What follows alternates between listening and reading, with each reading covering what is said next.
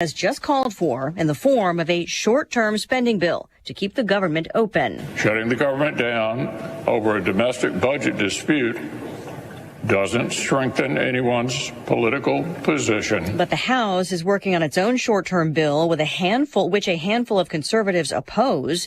President Biden calling on House Republicans to do their job in a video posted earlier. Let's get it done.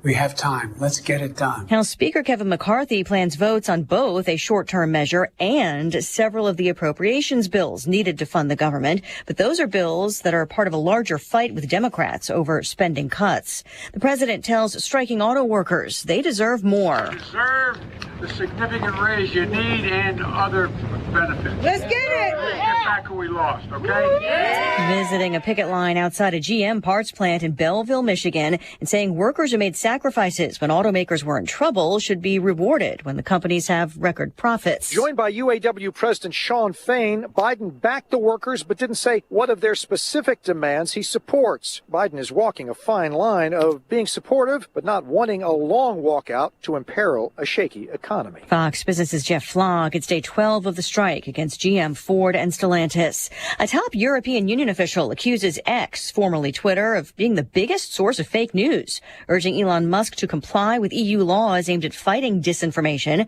The European Commission Vice Chair also says Google, TikTok, Meta, and Microsoft have more to do, and that much of the disinformation is coming from Russia, using social media to wage a war of ideas against democracy. A sell-off on Wall Street. The Dow down 388 points at the bell. America is listening to Fox News. Hi, I'm Henry Winkler. My eyes are very important to me. My eyes connect me with things I love. I loved my late father-in-law dearly. He always lit up a room, but his vision dimmed with age. He had age-related macular degeneration, or AMD. And since partnering with Apellis, I've learned there's an advanced form of the disease called geographic atrophy, or GA. His struggle with vision loss made me want to help others know about GA's warning signs. For some, straight lines seem wavy, like when looking at a door frame. For others, blurry or missing spots can make it hard to read or see loved ones' faces. Many have trouble seeing in low light, making driving at night difficult. GA gets worse over time and cannot be reversed. If you've been diagnosed with AMD and notice vision changes, don't wait. Talk to your eye doctor about GA today. Learn more at GAWon'tWait.com. That's GAWon'tWait.com. California becomes the only state with its own tax on guns and ammunition. Governor Gavin Newsom saying it's time for a new approach to gun safety. It's a pretty sick thing that we can just casually say it. And we do casually say it, that the number one killer of our kids is guns. Newsom signing 3 bills into law. One adds an 11% state tax to the existing federal tax on guns and ammo. A California gun rights group plans to challenge that. Another bill bans concealed carry in nearly all public places. The third requires all semi-automatic pistols sold in California to have micro-stamping technology, giving each bullet a unique marking. Just getting reports that a co-defendant in the bribery case against New Jersey Senator Bob Menendez has been arrested at New York's Kennedy Airport. Wael Hanna had been expected in court this afternoon for arraignment. He's one of 3 businessmen charged in the case. Menendez has denied the allegations and rejects calls to resign. Hunter Biden is suing Rudy Giuliani and Giuliani's former attorney, claiming they violated his privacy rights. Giuliani and attorney Robert Costello have said they had the hard drive from the infamous Hunter Biden laptop, that they got it from a repair shop owner in Delaware. Now Biden says in the suit that Giuliani and Costello spent an extraordinary amount of time hacking into, tampering with, manipulating, copying, and disseminating data that was taken or stolen. Analysis by some cyber researchers hired by media companies has found much of what was on the laptop was authentic, including emails. Last week, Hunter sued the IRS, accusing agents of publicly sharing his tax information, also alleging privacy rights violations. Jessica Rosenthal, Fox News. The president's son, recently hit with federal gun-related charges, remains under special counsel investigation. Recapping the drop on Wall Street, the Dow, the S&P, the NASDAQ, all tumbling more than 1%. But for the Dow, it's actually off the session lows. And Lisa Brady, Fox News. Ignition sequence start. 5, 4, 3, 2, 1, liftoff. Check. I literally just create madness. Well, they're up. I'm going to go off here. They don't have a great quarterback. I got to take a break. I'm getting in trouble. To win the Big Ten, you first got to win the West. Bad Bunny. Have you heard his name in a while? No. Has it bothered you? No. Defensively, they got to come in with some confidence. Is that even analytics? I'm in a parking garage. I'm kind of lost. Terrence Shannon, Matthew Meyer, R.J. Melendez, Coleman Hawkins. These trophy presentations aren't over. I didn't come here to go 5-7. I'm so proud of Illinois football right now. I'm so tired of Joel Embiid. We're not taking Patrick Corbin. I want to bet the Bears. Oh. You are Reba McEntire's niece. Roshan Russell. Coach Bielema. You no longer salute to yourself. What? We got all kinds of things for you here. There's a lot of glass. Oh. Guys, we have breaking news. Uh-oh. It's The Drive. Smack Dogs. Thunderstruck!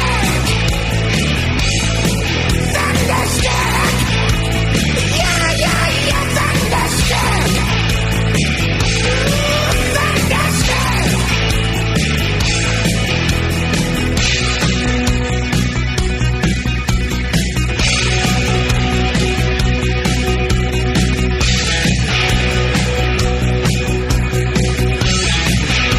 Hey, what's up? It's The Drive with Sam Piper, ESPN Radio 93.5. Derek Piper, Kyle Tosk, holding it down today, Lon out today and tomorrow. He will be back on Thursday. We're going to talk some baseball, and I'm a little excited to get into this playoff chase, the last week of the regular season. Kyle, I think, a little bit more nervous. He's also, this is like the Kyle Tosk flu game. He doesn't have the flu. I think he's got just a little bit of a cold.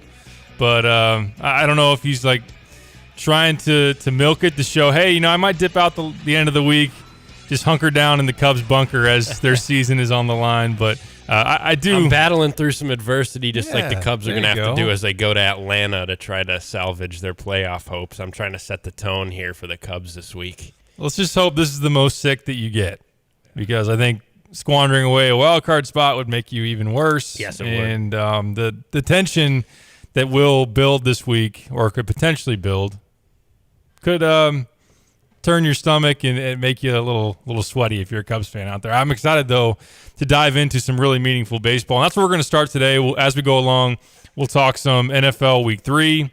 We will roll through the slate, just kind of what stood out as far as the NFL this past week. We can talk about the Monday Night Football games last night. The Eagles taking down the Bucs in Tampa. Cincinnati finally getting on the board with a win over the LA Rams, and everything else that went down in Week 3. We will hear from Aaron Henry and also Barry Lenny Jr., who spoke to the media yesterday.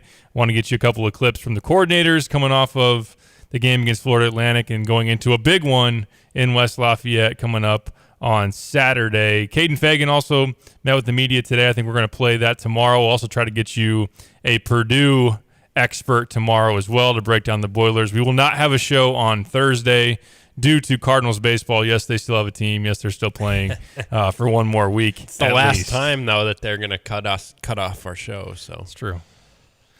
So cheers to that. Kyle's actually going to have to probably cheer for the Cardinals. I am. Unless the Reds just decide to tank it in Cleveland to start out the week. But you might need a couple of wins from the Birds just to make sure that the Reds don't be a factor at all down the stretch. Yeah, it might need that. I'm not as concerned about the Reds. They've really, talk about the Cubs squandering away their chance. The Reds have done the same thing. They've been terrible the last week. Now they're 2.5 back.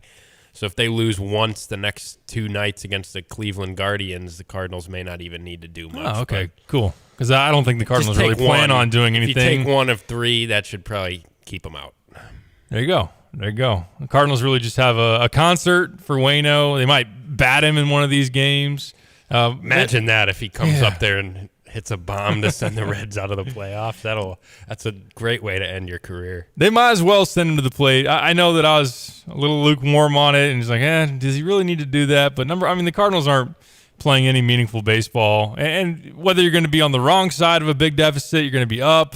You can find some non-consequential at bat to throw him out there. And I was going through some of the stats in terms of the MLB over the last 2 weeks to kind of get some context for some of these relevant teams. And if you go down to OPS for the last 2 weeks and scroll all the way to the bottom, the Cardinals have the lowest OPS in baseball the last 2 weeks. Yes, worse than the A's, worse than the White Sox, worse than any other team that you can name in the Major League Baseball. But we'll stop talking about teams that are completely out of it, and let's talk about one that's very much in the thick of it. The Cubs in Atlanta tonight to begin the 3-game set. Justin Steele is on the hill. Going to need a better Justin Steele than what we've seen the last 2 times out. I think 12 earned runs combined over his last 2 outings, but a guy that's been the Cubs' best pitcher over the full course of the season. Bryce Edler on the hill for the Braves. He was an all-star, but really post-all-star break, he's not pitched all that well. His ERA after the break has pretty much been in the 5 range. So you get him. I think Max Fried, although not listed currently, I went on MLB and also ESPN and haven't seen listed starters for the Braves. I believe the Braves said that Fried is dealing with a minor ailment, so they're not going to pitch him this week. And Charlie Morton just went to the IL too. Went to the IL. So the Cubs, the issue is they're not facing the top 3 because I don't think Strider's pitching in the series either. He just pitched Sunday, so you're good. But then you look at the lineup and it's like, hey, Braves, you guys are firmly the 1 seed in the NL. Acuna's got his MVP locked up. Let's just give some guys a break heading into the playoffs. Nope, every starter's in the lineup tonight, so I think might not matter. Yeah, all they have to do is win maybe 1 or 2 to secure that 1 spot. Yeah, I think the Dodgers are maybe 4, maybe 5 games 4 back.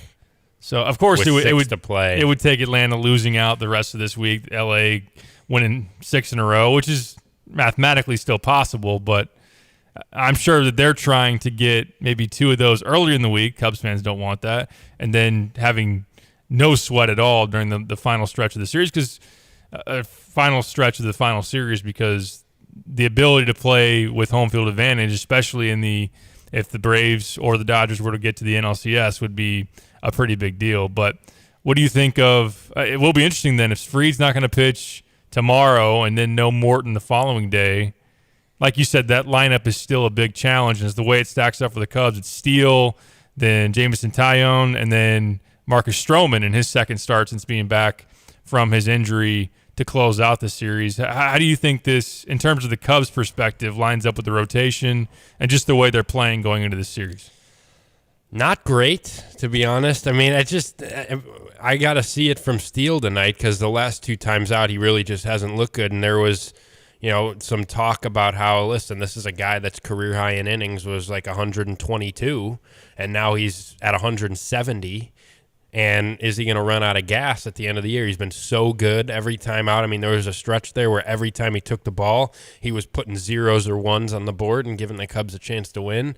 And now you start getting 50 innings past your career mark, and is he running out of gas? It's definitely a concern that's in the back of my mind, and it's not a spot where you're getting any relief in terms of trying to get back on track. You got to face that Braves lineup in Atlanta, so it's a tough spot for him. I'm not as confident with him taking the ball as I have been in the past, just the way he's pitched. Obviously, Taillon against the Braves lineup terrifies me, even though he has put together a decent second half of the season. And then Marcus Stroman, feels like the Cubs kind of rushed him off the IL a little bit. Like he wanted to, was in an interview like, I've been working my butt off. I've been trying to beat every timeline to try and pitch for this team as we try to get close to the playoffs. And I love that he says that, but he's looked pretty shaky since he's come off the IL for the most part. And that start he made over the weekend gave up like three runs in 3 innings. And so I don't know. I mean, it's all about that. When you look at it, yeah, you're avoiding the top Braves starters, but it's really all about how much can you hold that lineup down.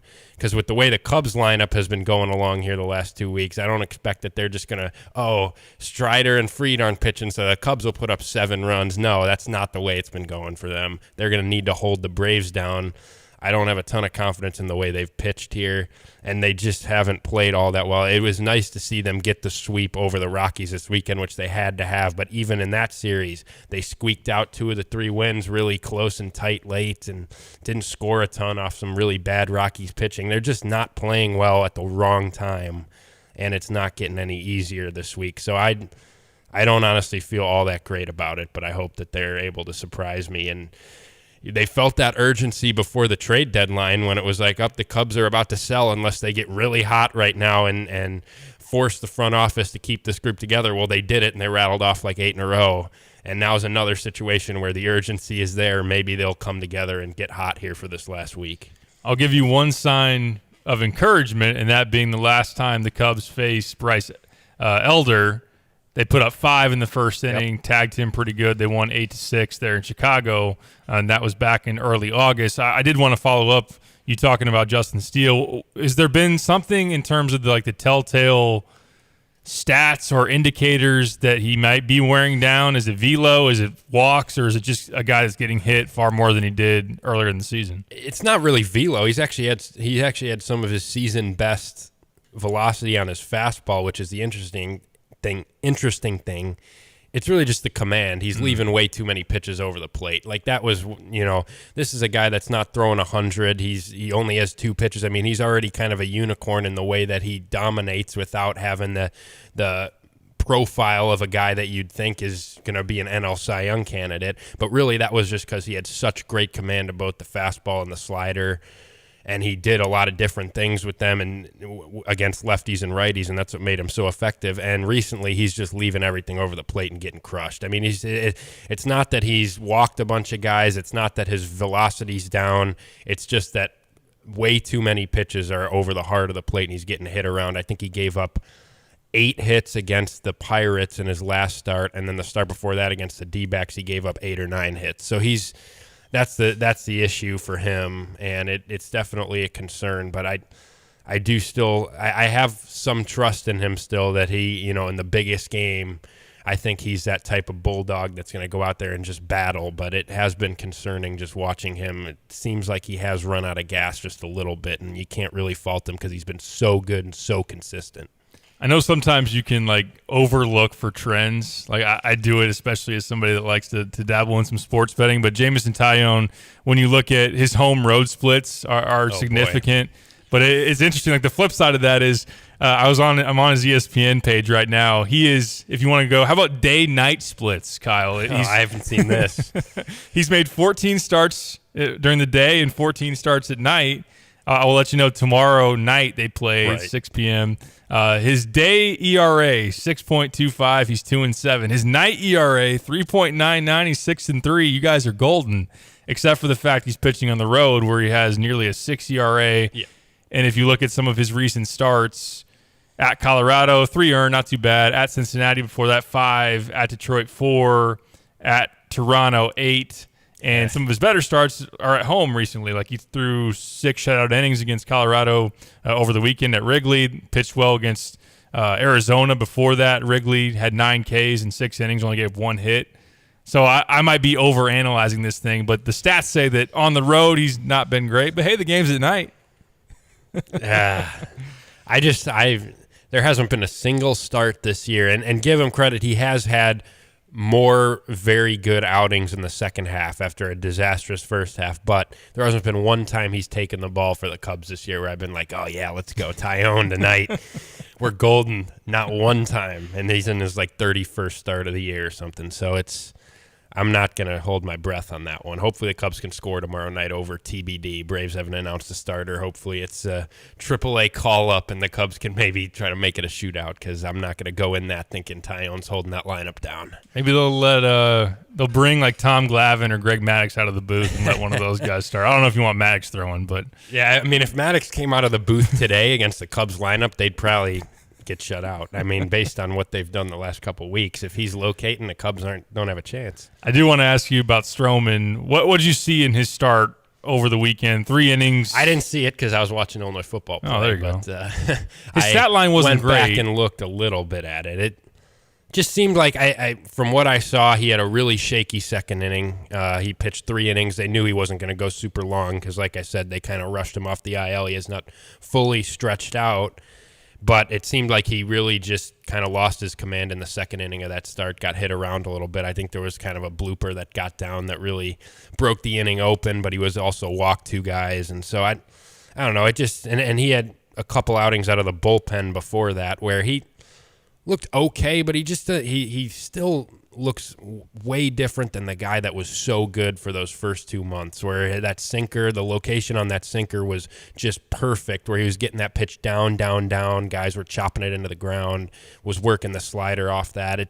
He doesn't look like he's that sharp, and that's still concerning, but I do think that if he can round into form here, I think that there's a chance that he, as he has pitched 3-4 times now since coming off the IL and is in more of a starter's routine again, there's always that hope that, hey, this is a guy that was an NL Cy Young candidate for 2.5 months of the season. If he can just find that for a couple weeks here this week and hopefully in a playoff start next week, then that could be really huge, because the Cubs need a veteran to hand the ball to, because beyond Justin Steele, who himself has kind of fallen off a little bit, like, you just don't totally have that.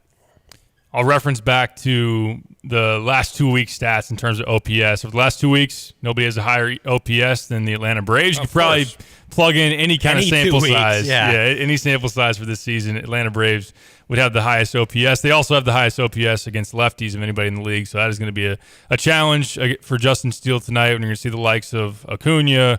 Ozuna's had a heck of a second half. We know that Austin Riley's in that lineup. I'm sure that Matt Olson is still a big threat for lefties, even though Sean Murphy's hitting 8th tonight for the Braves. Man. That should just tell you all you need to know. Yikes. Cubs, though, last 2 weeks, 3rd in OPS, although that might be a little skewed Pirate series based on – that's kind of seemed like the Cubs' MO at times. And look, there have been stretches where they've been very productive over a couple of weeks or what have you, but some of the Cubs, I think, personality in terms of their offense is when they have it going, they can put 13, 14 runs up, but then there will be low points where they might not score for a couple of days. Yeah, no, absolutely. It's been the most hot and cold offense there's been, because, there was that stretch in May where they were terrible, and you were asking me about the Cubs on the show. I'm like, they're done. And that's because they couldn't score a run. Then you go on that stretch in July and August where they're putting up 60 runs in a 3-game series against the Reds or whatever that crazy total was. And now you get into September, and other than, I think that's really skewed by that Pirates series where they put up 14 one night, 7 the other, and 6 the other, and they lost 2 of those games. Of course they did. But other than that, the at-bats haven't been good, and it seems like everybody slumps at the same time on this team, which is, I know it's not really true. It's more in your head than it is actually true, but it just feels that way when it seems like, especially like when Bellinger's not hitting, when Swanson's not hitting, as they haven't been the last couple weeks, and that carries over to these other guys, and it's tough when they're cold, they're bad, but when they're good, they could be one of the most dangerous lineups. They need to be that top of the top group that they were back in August here this last week.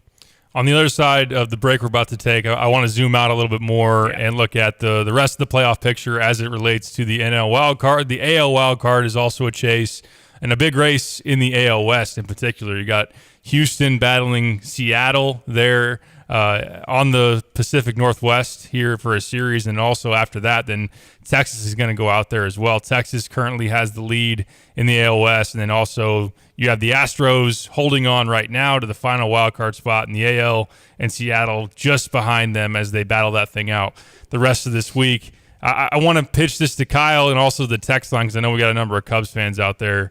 But last kind of thought as the nitty-gritty take on the Cubs as they go into this series in Atlanta, and then we can also I got some thoughts on the Milwaukee series too as you look ahead. Where's the psyche at for Cubs fans going into this week? I know you're discouraged about some of the recent indicators, just how they've looked, but I think kind of big picture, Cubs fans going into the year didn't have a whole lot of expectations, should have been excited and were rightfully so about the Swanson addition, about having Stroman and Steele, wanting to just kind of roll the dice on Bellinger, and knew that if you got the best version of him, which you've gotten, or even some kind of decent to good version of him, he'd be a pretty nice addition to that outfield. But no one nationally was really considering them as a contender for a playoff spot. It was the Cardinals and the Brewers at the top of the division. And just the way it shook out, the Cubs have really been in this thing for the last couple of months. So where are you at going into this week in terms of how much emotionally is on the line for you as a Cubs fan and what kind of you're expecting. Because I think, as you've talked about, I'm sure a lot of Cubs fans would agree that if the Cubs get in the playoffs, you're probably not expecting to go all that far. But let's not, even as a Cardinals fan who sits here and complains all the time about the lack of playoff series victories that the Cardinals have over the last 10 years, just getting to the postseason and having playoff baseball to watch is quite a thrill. So that's a big thing to chase for this team. So I'll shut up and let you talk. How are you feeling, and how much is on the line in terms of a Cubs fan's emotion going into this week? Yeah, it's tough because I think you're absolutely right in the fact that if you told me back in March that come the last week of September, the Chicago Cubs would be in a National League postseason spot, I would have been overjoyed at that. I mean, I would have been totally taken that, and I think it would have been like, oh, what a successful year this was for the Cubs. What a great step forward this was for the Cubs. Didn't necessarily expect it, but that's huge. It's really just you have to, I think you can have that perspective, that big picture perspective, while also being very frustrated at the fact that 2 weeks ago today, basically, they were firmly in the postseason. They had like a 4-game lead on the wild card. It would have taken a pretty big collapse for them to not make the postseason, and that pretty big collapse has kind of happened over the last 2 weeks. And that, just as a fan of a group that you've now become invested in after they fought off the fire sale at the trade deadline, and they went on that big run, and they went out and got Candelario and a couple relievers, and it's like, oh, here we go. The Cubs are this fun team that's red hot, and here they come. They're going to make the postseason now. And to have that right in front of you now, if you do pretty much give it away. I mean, no one took this playoff spot from the Cubs if they don't get it. They gave it away by playing really poorly the last 3 weeks of the month of September. That would be very frustrating for me. I'm not saying that if they go this week and 2 really good teams in Atlanta and Milwaukee beat them and they miss the playoffs, that what a failure of a season, what a total disaster of a season. No one can be happy about this Cubs season. No, I think big picture, you're absolutely right. It was really awesome to be playing these meaningful games and talking about these meaningful games the last week of September. But at the same time, I think it's more than acceptable to be very frustrated should they miss the playoffs, should they not have a playoff series to prepare for next week. The fact that it was right there for them, they were firmly in that spot just a couple weeks ago, and then they kind of collapsed there at the end of the season after they went and they kept Cody Bellinger and they kept Marcus Stroman and they went out and got a guy like Candelario. I know he's been hurt here recently. To not make the playoffs would leave a sour taste in your mouth even after all that, while also considering the fact that, yes, it was a nice step forward and there's still a bright future ahead here for this team. That's well said. What say you on the U of I Atlantic League text line, 217-359-2255. Hit us up and let me know your thoughts, all Cubs fans out there. If you're a Cardinals fan and you want to talk some Cubs, I don't care to talk Cardinals. If you, sorry, but that's just kind of the way I feel. I'm excited to watch some meaningful baseball, and I'm a little jealous that my team isn't going to be part of that as we kind of get in that in between, just waiting for the next football Saturday and Sunday. Well, not as much Sundays for the Bears reasons, but for every other game to watch on TV. We're due for a break. Hit us up again, 217-359-2255. We'll be back to talk the rest of the playoff picture going into the final week of the MLB regular season. This is The Drive. As Tapman's Towing celebrates 50 years of serving Central Illinois, we're always seeking good people to serve our great customers. Our team of expert tow professionals would like to interview others with CDLs, previous tow experience, or a strong interest in serving others. If you enjoy serving people, love working in the outdoors, and looking for a career, not just a job, we should talk soon. Do you have a strong desire but lack the experience? We should still talk. Visit our career page at tapmanstowing.com. At Busey Bank, we're proud to serve our local community through financial guidance and community investment. Offering sound advice and actionable insight, Busey builds financial strength, supports homeownership dreams, and offers customized lending strategies, connecting with our neighbors to build stronger communities. Busey Bank, Equal Housing Lender, member FDIC. Proud to be the official bank of the Fighting Illini. The Champaign Park District has some terrific fall events to jot down on your day planner. Flannel Fest will be in downtown Champaign in Westside Park from 11 a.m. to 6 p.m. October 14th and 15th with music, a mustache contest, and lumberjack show. The Great Pumpkin Hunt has you looking for small painted rocks in area parks throughout the month of October. On Wednesday, October 25th at Marketplace Mall between 5 and 7 p.m., enjoy the free Halloween Fun Fest. Learn more at champaignparks.com. Illini fans, gear up for the football season this year with the official fan store of the Fighting Illini, Game Day Spirit. Get ready to support your Fighting Illini by shopping their great selection of Illini football merchandise, including t-shirts, sweatshirts, even brand new Nike replica jerseys. Shop with them at the corner of Neal and Kirby in Champaign, 6th and Green in Campustown, or online 24/7 at GameDaySpirit.com. Game Day Spirit, where Illini fans shop. Crossroads Contractor Supply specializes in the delivery of tools and supplies within a 150-mile radius of Champaign-Urbana. Reliable, timely, and with reasonable prices, Crossroads Contractor Supply knows what equipment and tools are needed for your job. Their slogan, we have it when you need it. Get the job done right with proper tools and equipment. Did something break? Construction materials as well as safety equipment, all available. Call 402-8123. Visit CrossroadsContractorSupplyIL.com. Hi, it's Stevie J. Sit back and relax and take the drive with Lonte and Derek Piper. Weekdays 4 to 6 right here on ESPN Radio 93.5.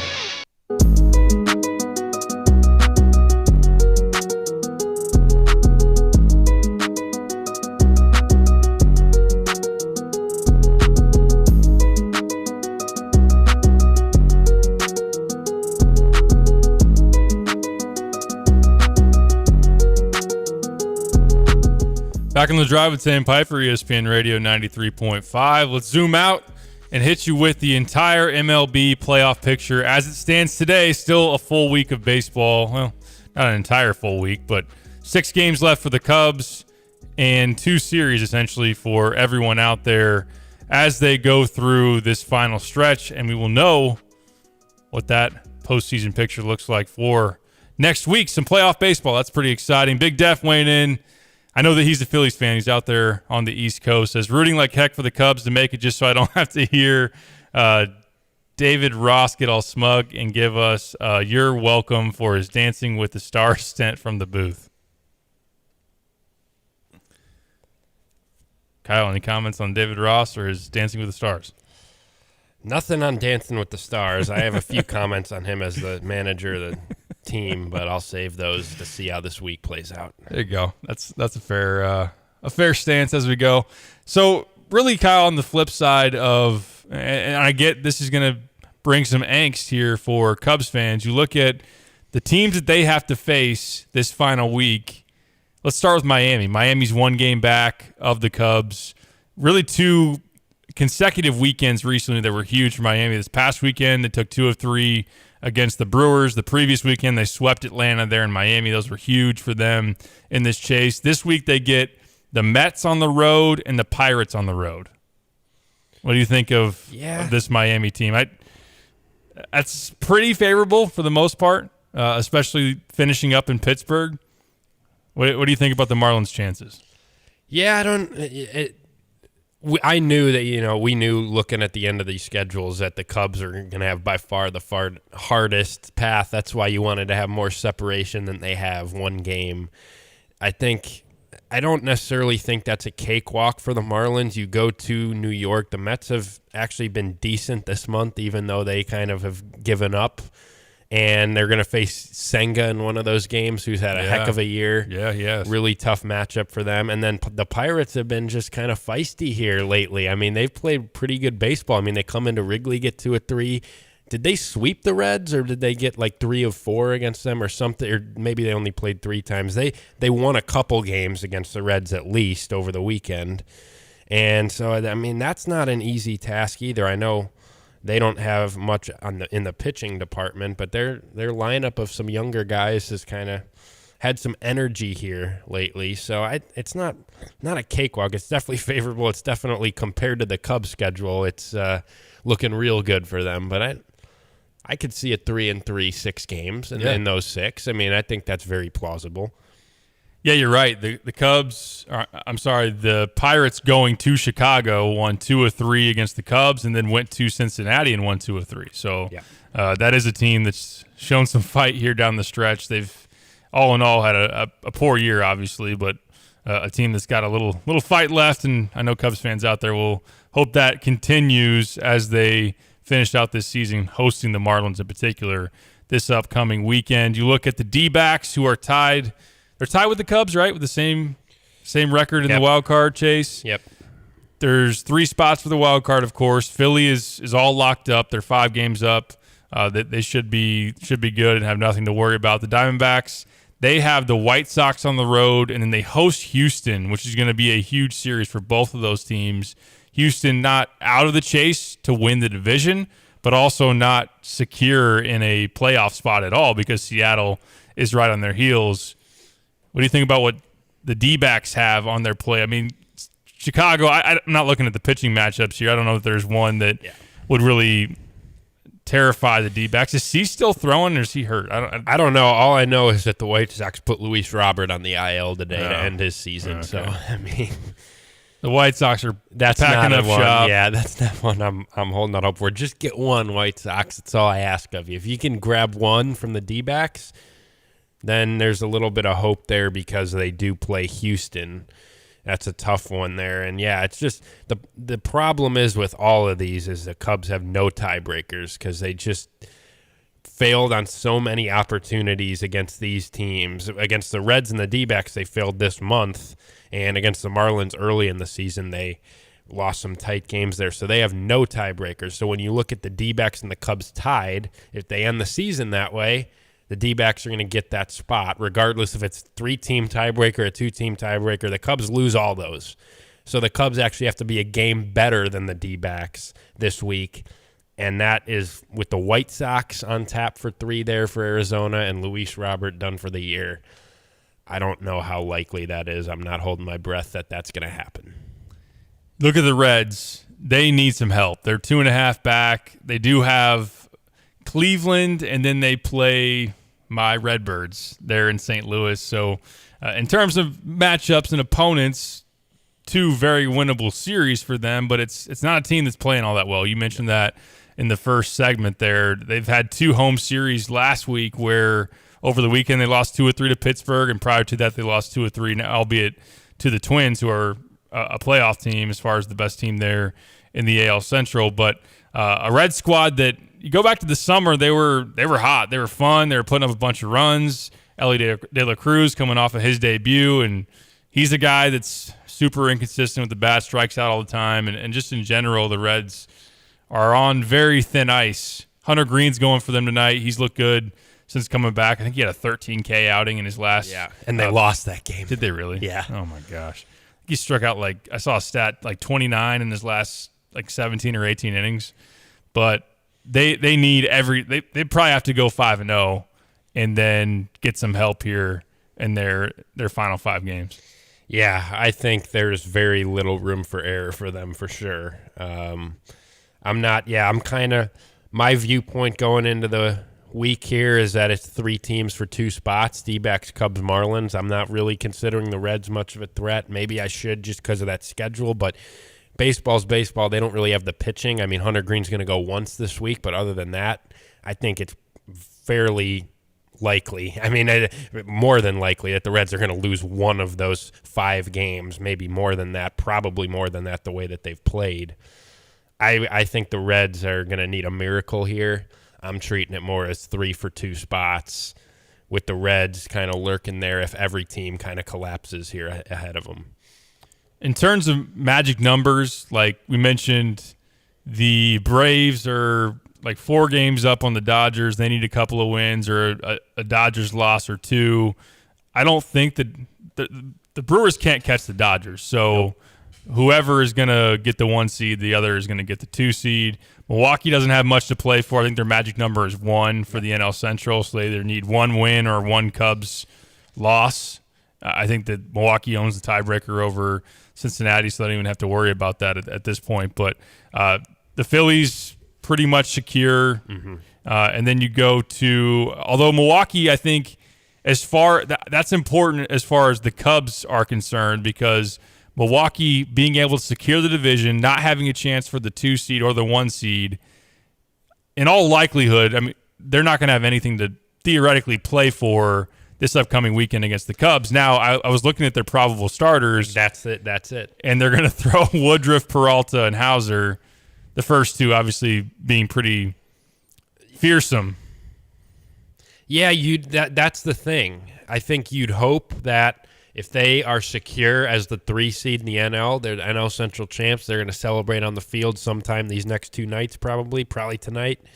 And can't go up, can't go down. You're locked into that 3 seed. You're locked in as the NL Central champions. You'd hope and have to imagine that Craig Counsell would say, why are we going to – I mean, maybe in that first game on Friday, you pick the guy that you're lining up to start game 3 of a wild card series, but I wouldn't think that they start 2 of those 3 guys this weekend with nothing to play for, knowing that you're going to have to play again. I think Tuesday is game 1 of the NL wild card series, if I'm not mistaken. Maybe I think Wednesday. I could be wrong on that. I'll double check that, but I think that should Tuesday. be them hosting Philly, right? It would be them hosting the last wild card team. Oh, so okay, the Cubs, yep. D-backs or Marlins. Based I don't know on why how that plays out. I've gotten that wrong. Lon got it wrong trying to pinpoint the matchups. Yeah. It's tough though because they keep changing it like the last couple of years. But, okay.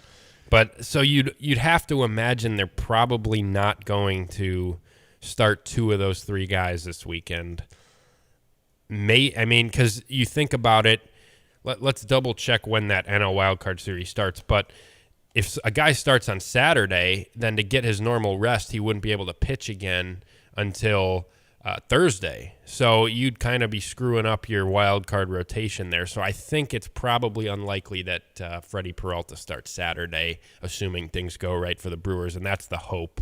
And maybe they even rest a couple of their hitters too. Not that they have a ton of dangerous ones, but maybe Christian Yelich doesn't start all 3 this weekend. You know, that's kind of what I'm banking on. You're right. It is Tuesday. Yep. Tuesday is when all 4 wild card games will take place. Game 2 will be on Wednesday, and Game 3 will be on Thursday. So it's boom, boom, boom. Tuesday is the start of all 4 of those series. So yes, I fully agree with you. Like maybe throw Woodruff on Friday and save Peralta for the early part of that series there. Both having Burns and Peralta on short, or I should say longer rests, and not having to come off of short absence in terms of being able to get going in that series. Let's look at the AL real quick here. We have, like I mentioned, it's really the AL West is where you got to focus. Yep. Outside of that, is there much else to play for around baseball? I mean, Baltimore seems to have the top seed secured, right? Yeah. Yeah, it's the AL West, and then it's what are the Blue Jays going to hang on to their spot? But they got a 1.5 cushion. It's that AL West race is going to be fun because what's more than likely going to be the case is you're going to have a division champ there, and then you're going to have one other team that gets in. Now, right now, the Rangers and the Astros have the fast track to those 2 spots, having a cushion on the Mariners, who are a 1.5 back of Houston, and I believe 3.5 back of Texas now. Texas has gotten a little hot here recently. I think they've won 6 in a row. 6 in a row, yep. But yeah, that's really what it is. And then the Blue Jays kind of just making sure that they can get in as well. They got a 1.5 cushion on Houston, and that would be a 3-game cushion on Seattle. So it's definitely not as intriguing as the NL, but I think that, it could get really interesting in that AL West race, especially if the Astros can get hot here. And then if the Mariners probably need a pretty perfect week, kind of like the Reds. They probably need to be pretty perfect this week, but they're still there as well, and they got probably the best pitching staff of anyone in that division. So it could be interesting there. I am much more fascinated by this NL race, obviously as a Cub fan, but I think the AL, I don't think it's – you look at it right now with Texas, it's Baltimore as the 1 seed, far and away, 97-win team. Texas – leading the AL West as the 2 seed. Minnesota wins the AL Central as the 3 seed. Then you got Tampa as that first wild card seed, and that's going nowhere. Toronto and Houston as the 2nd and 3rd wild card teams. I think that's how it finishes. I don't think it's going to change. I don't think the Mariners get in. Mariners losing last night, a big one. They had a pitching duel between Luis Castillo and Justin Verlander. Well, in terms of the matchup, it was. Houston got to Castillo a little bit. Verlander, I think, went 8 scoreless last night in a big win there on the road at Seattle. They'll have 2 more in Seattle, and then Houston goes to Arizona. Seattle will then turn around and host Texas. The Rangers currently are starting up a series against the Angels in LA, and it's, like you said, a team that's won 6 in a row. It's been a streaky and inconsistent Texas team, one that was really, really good through the first half of the season, and still a very talented lineup. I mean, you look around, you see Seager, you see Adolis Garcia, Josh Young, those guys, but losing Max Scherzer is something that, as you project them in postseason series going forward, and the fact that DeGrom's not coming back, that those are big losses for Texas, big picture. But right now they're playing some good baseball. Houston's really let this thing slip, losing 3 series in a row. 2 of those are the Royals, including getting swept at home last weekend.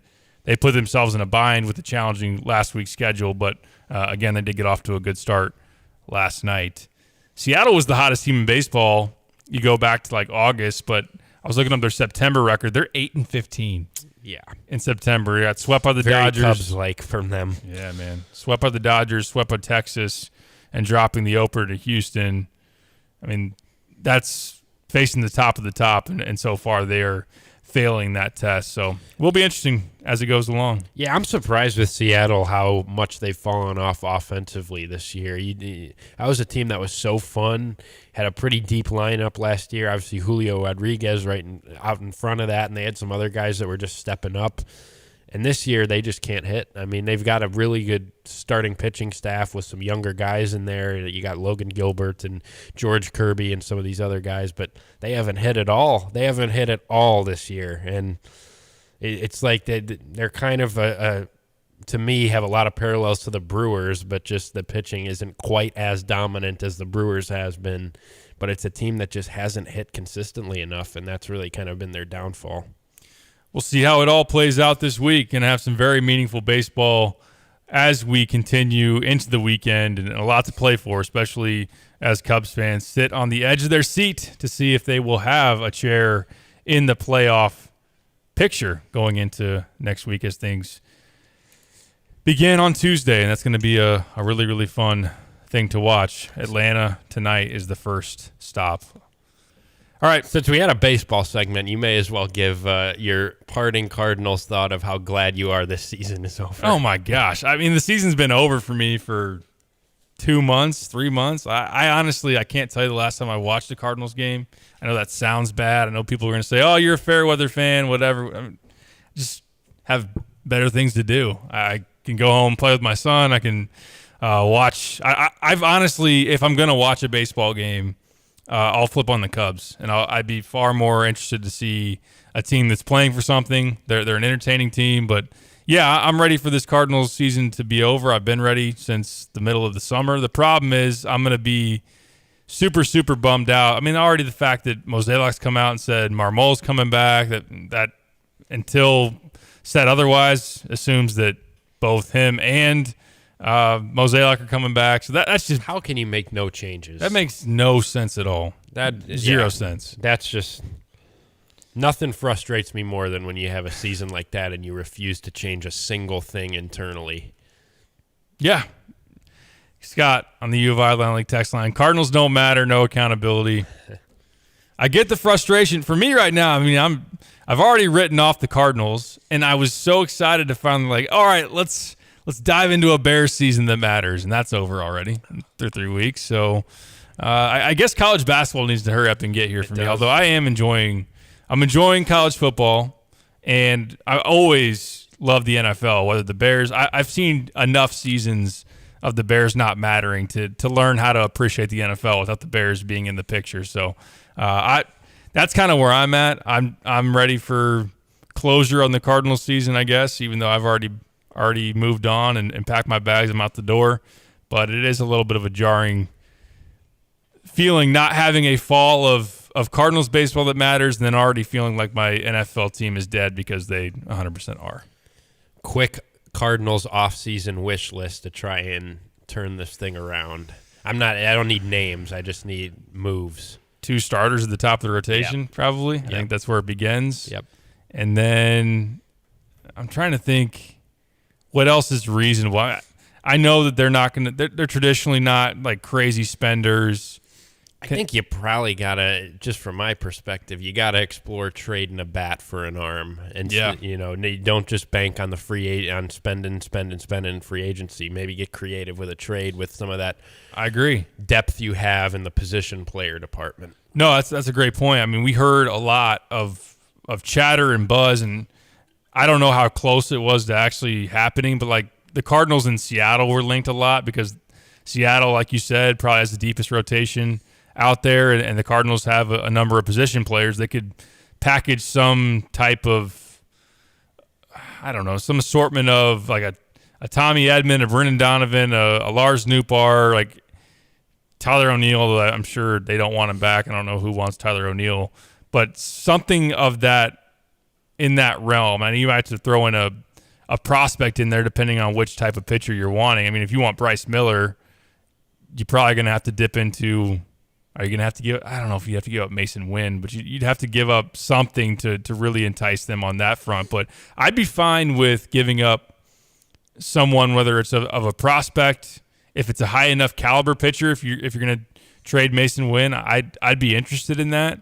I know a lot of people are excited for what he's going to look like. In addition, you bring him up with – I mean, he's had a handful of at-bats or appearances now being up on the big league club, but – with Jordan Walker and whatnot, I hope that the lineup will be able to be, I won't say an easy fix, but a reasonable ask. Like going in, you're still going to have Goldschmidt, you're still going to have Arenado, Contreras if he hits like he did the last month or two of the season, Jordan Walker having a season of experience under his belt. Like there are pieces there to put together a good lineup. I just think it starts 100% with the top end of the rotation. I wonder how reasonable that is to go out there and get like 2 top end of the other rotation kind of guys. How many guys in this current Cardinals rotation do you think will be in the 2024 opening day rotation? Over, under 1.5? Michaelis is the easy one to say. I think if we were asking a Cardinals beat reporter out there, they'd probably say, hey, don't Steven Matz is probably going to get another chance just because of the money and the contract. I'm not super excited about that. Dakota Hudson, the answers of filling in the blank with Cardinals names. Like, am I supposed to believe that Matthew Liberatore is going to be ready next year? I've lost a lot of faith in what he's going to be ultimately on that trade, which is, as I've mentioned before, it's really depressing when in the same draft, the Rays took Liberatore and Shane McClanahan, both high in that draft, and they kept McClanahan and dished Liberatore when they got Randy Arozarena. And obviously the Cardinals, if it was a choice to make, chose the wrong one. But if you're asking me, I say as little as possible, probably outside of Miles, even though Miles has been really bad this year, but you've already paid him the money and have already committed to him being in that rotation. So that's kind of my roundabout thoughts of the Cardinals. I've kind of put them out of my mind for a while, which, it's not bad. It's always fun to go into off-season mode and try to rebuild and think, here's the free agents, here are possible trades. And yeah, Kyle, like once this regular season is officially done, then maybe now I can dive all the way back into that. I'm going to need something with the Bears not occupying my time on Sundays. Yeah, well, I wish I could feel for you there with my NFL team, but I'm having a lot of fun. Scott says you should. Scott says it's time to pick a AFC team. Everything is a dumpster fire. I'll pick the. I'm accepting. The Dolphins are accepting some bandwagon riders, but only for a limited time. So you can jump on now, but. They close after like week 5. Like we can't be accepting. Can't accept them forever, but I'll accept some bandwagon Dolphins fans if you want to join the party. Kyle's being a bouncer at the door, and he's only letting his buddies in, and he's charging ridiculous amount of cover to everybody else. I understand. You've ridden it out for a number of years, and if the tables were turned, And Justin Fields was doing what Tua was doing, and they had the weapons, they had the coach and everything, which isn't that what I'd go to bed dreaming about. Yeah, I'd be doing the same thing if everybody was trying to jump on. I'm like, no. I've gone through too much pain. Just let anybody just join this high ride with me. Although, Kyle, I can show you my resume, how much I've suffered. I think that I deserve it. I saw your tweet this weekend, being an Illinois football and Chicago Bears fan for the last 30 years. For 30 years, I've watched Illinois on Saturdays and Bears on Sundays. And it's not a good way to live. It's not. It's not. And there have been bright spots for both sides here and there. Not nearly enough. The Illini with Kittner in 01 and Jay and company in 07. And last year was a fun ride. 8-win team that had meaningful football, had a Big Ten West to play for. And I think that was a great step forward. I'm not knocking that tweet. And I even thought about it a little bit going into the weekend. I'm like, I hope. Not that I'm going to sit here and be like, yeah, I'm sure Brett Bielema reads my tweets or anything, but I didn't want to rub anybody the wrong way and make it seem like I'm writing off what Bielema and company in this 10 years doing for Illinois. I'm not saying that.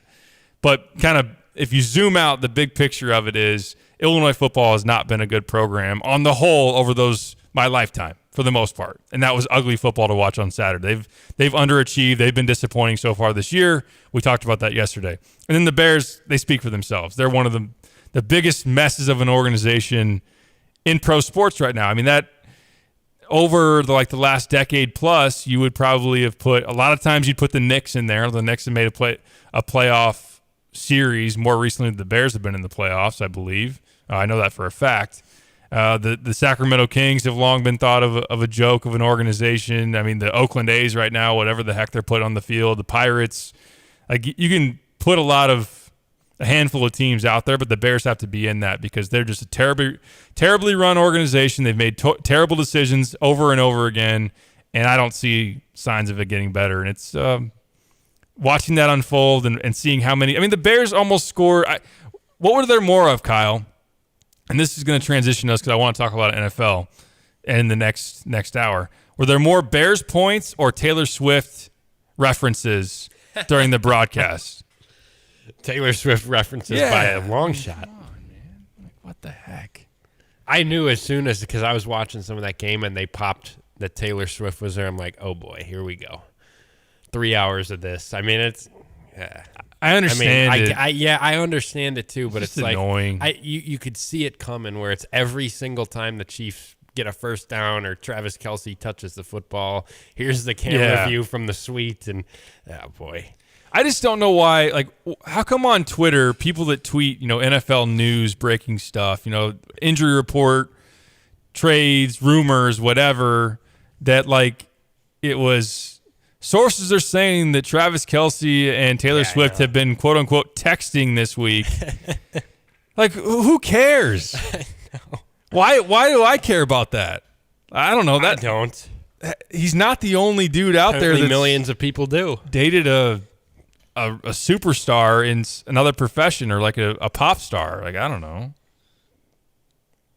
I didn't believe it at first though, because you see all these rumors of all this stuff that TMZ reports this or NFL updates or whatever the heck it is, and I was just brushed it off as like, oh, here's another thing that's just spreading through Twitter for no reason. Then they show it during the game on Sunday. I'm like, oh, okay.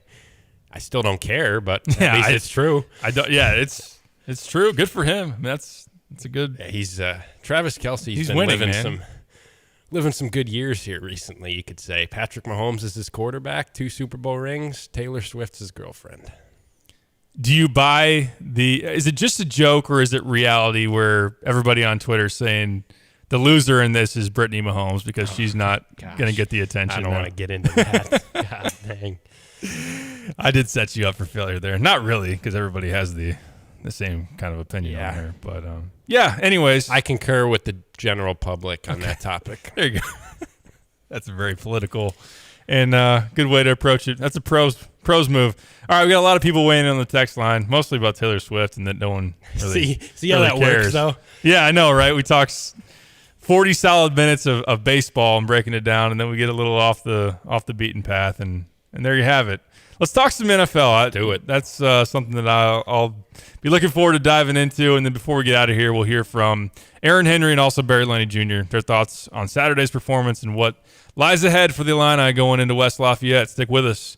This is The Drive. Local, personal, trusted. Hi, this is Todd Durakan with First Federal Savings Bank of Champaign-Urbana, and we've been serving Champaign County since 1908. Our institution is safe, strong, and stable. We operate on a foundation of responsible and sound practices, and you can rest easy knowing we're your bank. Rated 5-star superior by Bauer Financial Inc., fast, friendly, and local, with local loan decisions and underwriting. If you're not already banking with us, give us a try, and we think you'll love it here. First Federal Savings Bank, 356bank.com, member FDIC, equal housing lender, NMLS 435120. You're listening to WSJK ESPN 93.5 Tuscola, Champaign-Urbana, your home for the St. Louis Cardinals. Sure, the votes are there for a short-term measure with just 5 days left to avoid a shutdown. New Jersey Senator Bob Menendez facing another call from a fellow Senate Democrat to resign, this time from Michigan Senator Gary Peters, the campaign chief for Senate Democrats. Menendez has denied corruption allegations, one of his co-defendants in the bribery case appearing in court this afternoon after being arrested at a New York airport earlier today. A judge just ruling that former President Trump committed fraud for years while building his real estate empire, deceiving banks, insurers, and others by overvaluing assets and exaggerating his net worth. That ruling comes in a civil lawsuit brought by New York's Attorney General, who's seeking $250 million in penalties and a ban on Trump doing business in the state. Amazon gets hit with an antitrust lawsuit by the Federal Trade Commission in 17 states, including Connecticut, where State Attorney General William Tong says being dominant is not a crime. But what is illegal is for Amazon to use its dominance to punish and shut down its competitors, to kill competition and eliminate choice for customers. A spokesperson for Amazon says the FTC is wrong about the law and that the case could lead to less choice, higher prices, and slower deliveries. America is listening to Fox News. Hi, I'm Henry Winkler. My eyes are very important to me. My eyes connect me with things I love. I loved my late father-in-law dearly. He always lit up a room, but his vision dimmed with age. He had age-related macular degeneration, or AMD. And since partnering with Apellis, I've learned there's an advanced form of the disease called geographic atrophy, or GA. His struggle with vision loss made me want to help others know about GA's warning signs. For some, straight lines seem wavy, like when looking at a door frame. For others, blurry or missing spots can make it hard to read or see loved ones' faces. Many have trouble seeing in low light, making driving at night difficult. GA gets worse over time and cannot be reversed. If you've been diagnosed with AMD and notice vision changes, don't wait. Talk to your eye doctor about GA today. Learn more at GAWon'tWait.com. That's GAWon'tWait.com.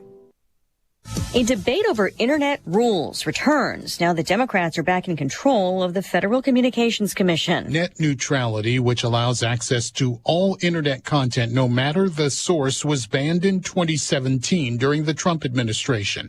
FCC Chair Jessica Rosenworcel says because of that, her agency in a digital age has limited ability to oversee these indispensable networks and make sure that for every consumer, their access is fast, open, and fair. The decision comes 2 years after an executive order from President Biden encouraging the change. Fox's Gernal Scott, an initial vote could come next month. Opponents have argued net neutrality hinders innovation and investment. A fourth arrest over the fentanyl found at a New York City daycare center where a 1-year-old died from exposure. Law enforcement officials say the husband of the daycare owner has been arrested in Mexico. He's expected to face extradition to the U.S. Target will shutter 9 stores because of retail theft. The retailer will be closing locations in New York, San Francisco, Seattle, and Portland, saying its business had been hurt and the safety of its employees and customers were in jeopardy. Target describing the decision as difficult. In recent months, Target has been vocal about organized retail crime, where a large amount of merchandise is stolen with the aim of it being sold on the black market. The closings will be effective October the 21st. Target will offer affected workers the opportunity to transfer to other stores. In addition to combat retail theft and fraud, Target is making significant investments in cyber defense and has teamed up with the U.S. Department of Homeland Security. Fox's Hillary Barsky. A sell-off on Wall Street, the Dow dropping 388 points, the S&P and the NASDAQ also losing more than 1%. Elisa Brady, this is Fox News. Hello again, everyone. Let's check weather for East Central Illinois, Champaign-Urbana vicinity. Another round of upper air instability. One of these closed-off circulations making its way through parts of the Midwest, and hence a couple of showers are expected as the day wears on. Both today, tomorrow as well, but better weather ahead as expected for the end part of the week, and a big warm-up slated for the weekend and next week as well. Partly sunny skies develop for the day today. A couple of showers around later on this morning, more so this afternoon. Maybe a distant thunderstorm, the high around 80, light wind. Couple of showers and thunderstorms around this evening, and again overnight tonight in spots. Well, bottom out at 59. Sun and clouds for the day tomorrow, and again a couple of showers in spots later morning and more so late afternoon. High around 75 degrees. Thursday, partly cloudy, 76. Friday and into the weekend, warm up with sunshine, 79 on Friday, 80 both here and over at West Lafayette. Sunday high of 81 with lower 80s continuing on for Monday and Tuesday of next week with dry skies as well. For Stevie J Broadcasting, I'm meteorologist Greg Solier. Ignition sequence start. 5, 4, 3, 2, 1. Liftoff. Check. I literally just create madness. Well, they're up. I'm going to go off here. They don't have a great quarterback. I got to take a break. I'm getting in trouble. To win the Big Ten, you first got to win the West. Bad Bunny. Have you heard his name in a while? No. Has it bothered you? No. Defensively, they got to come in with some confidence. Is that even analytics? I'm in a parking garage, kind of lost. Terrence Shannon, Matthew Meyer, RJ Melendez, Coleman Hawkins. These trophy presentations aren't over! I didn't come here to go 5-7. I'm so proud of Illinois football right now. I'm so tired of Joel Embiid. We're not taking Patrick Corbin. I want to bet the Bears. Oh. You are Reba McEntire's niece. Roshan Russell. Coach Bielema. You no longer salute to yourself. What? We got all kinds of things for you here. There's a lot of glass. Oh. Guys, we have breaking news. Uh-oh. It's The Drive. Schmack Dogs. Thunderstruck!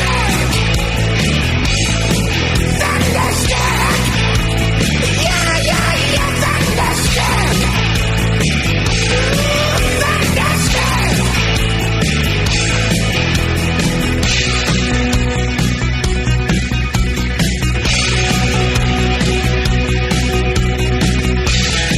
It is The Drive with Sam Piper, ESPN Radio 93.5. We talked heavy baseball in the first hour.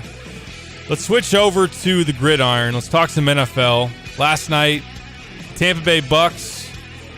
It felt like too big of a stage for the Bucks after a 2-0 start. And I say that a little hesitantly. My best friend's a Bucks fan, so I've casually rooted for them through the years. But going up against a NFC and just NFL elite, the team that won the NFC last year, and the Philadelphia Eagles. Baker Mayfield had put together some good stats, but against poor defenses, both Minnesota and then Chicago, Bucks got down early and just didn't have it to come back in that game. Ultimately, I mean, the Eagles' front is ridiculous. And you got Fletcher Cox and also Jalen Carter up front. And then obviously, I mean, on the outside, you've got A.J. Brown, who has a big night. Not having Carlton Davis last night for the Bucks was a big deal.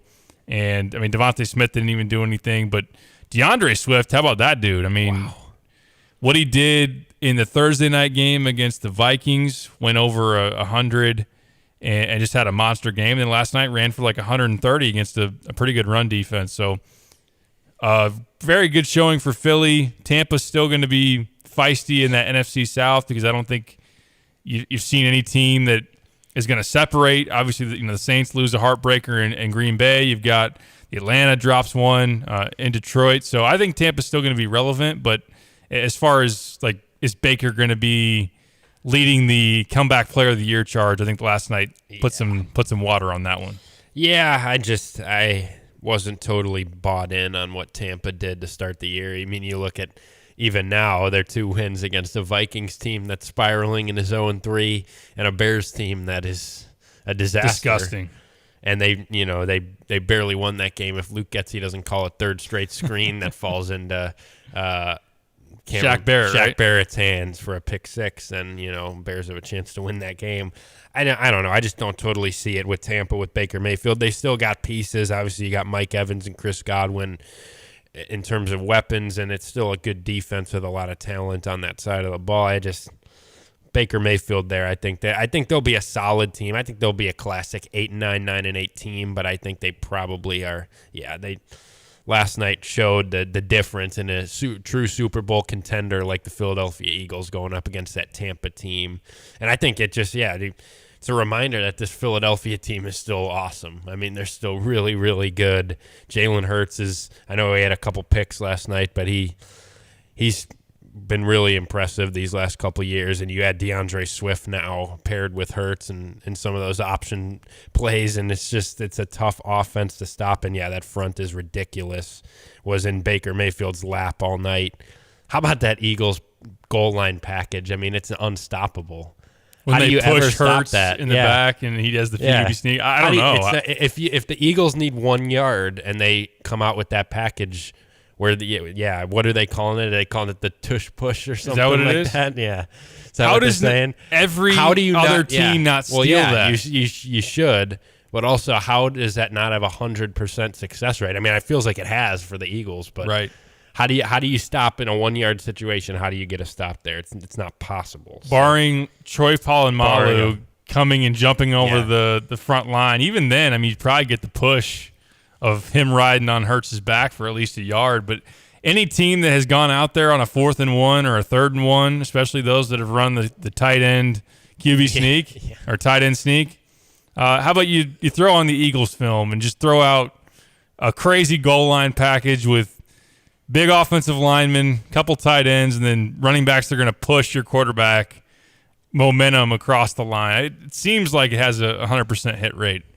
And yes, that Jalen Hurts, very strong and athletic quarterback to help in that type of a sense. Not everybody has that dude back there. That's a great point. I don't know why anybody in short yardage doesn't try to replicate that, and it's been good to Philadelphia. 25-11 win for the Eagles last night as well. Kind of more of a close game, not super exciting in terms of fireworks. Not exciting. The Bengals just needed a win. They got one. That's the best thing you can really say about that one last night. Jamar Chase goes crazy. A lot of catches. Kind of had the Cooper Kupp type of stat line. 12 receptions, 141 yards. No Cooper Kupp on the other side, of course. But the Bengals beat the Rams 19-16. It's a banged-up Joe Burrow.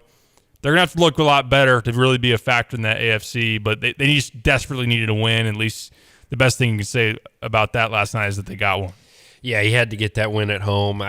Just watching Joe Burrow, I don't know why he's playing. I mean, it's week 3 of the season. I know it's an important game because you can't fall to 0-3, and you need to pile these wins up early to stack up in this loaded AFC. But Joe Burrow looks like he's playing at like 50%. Yeah. I mean, I don't know why you're exposing him to an Aaron Donald-led defense last night with that type of injury and just the way he looked. I mean, he just doesn't look like himself at all. And he did make some plays there later in that game and hit Chase a couple of times, but he can't even maneuver the pocket at all. He's pretty much a statue there, and I don't know why you're risking that if you're Cincinnati. You try to heal him up and get him healthy because I think they're good enough to survive, a couple weeks here early in the season without him and still make the playoffs. And then if he's fully healthy for the playoffs, you can beat anybody if you're Cincinnati.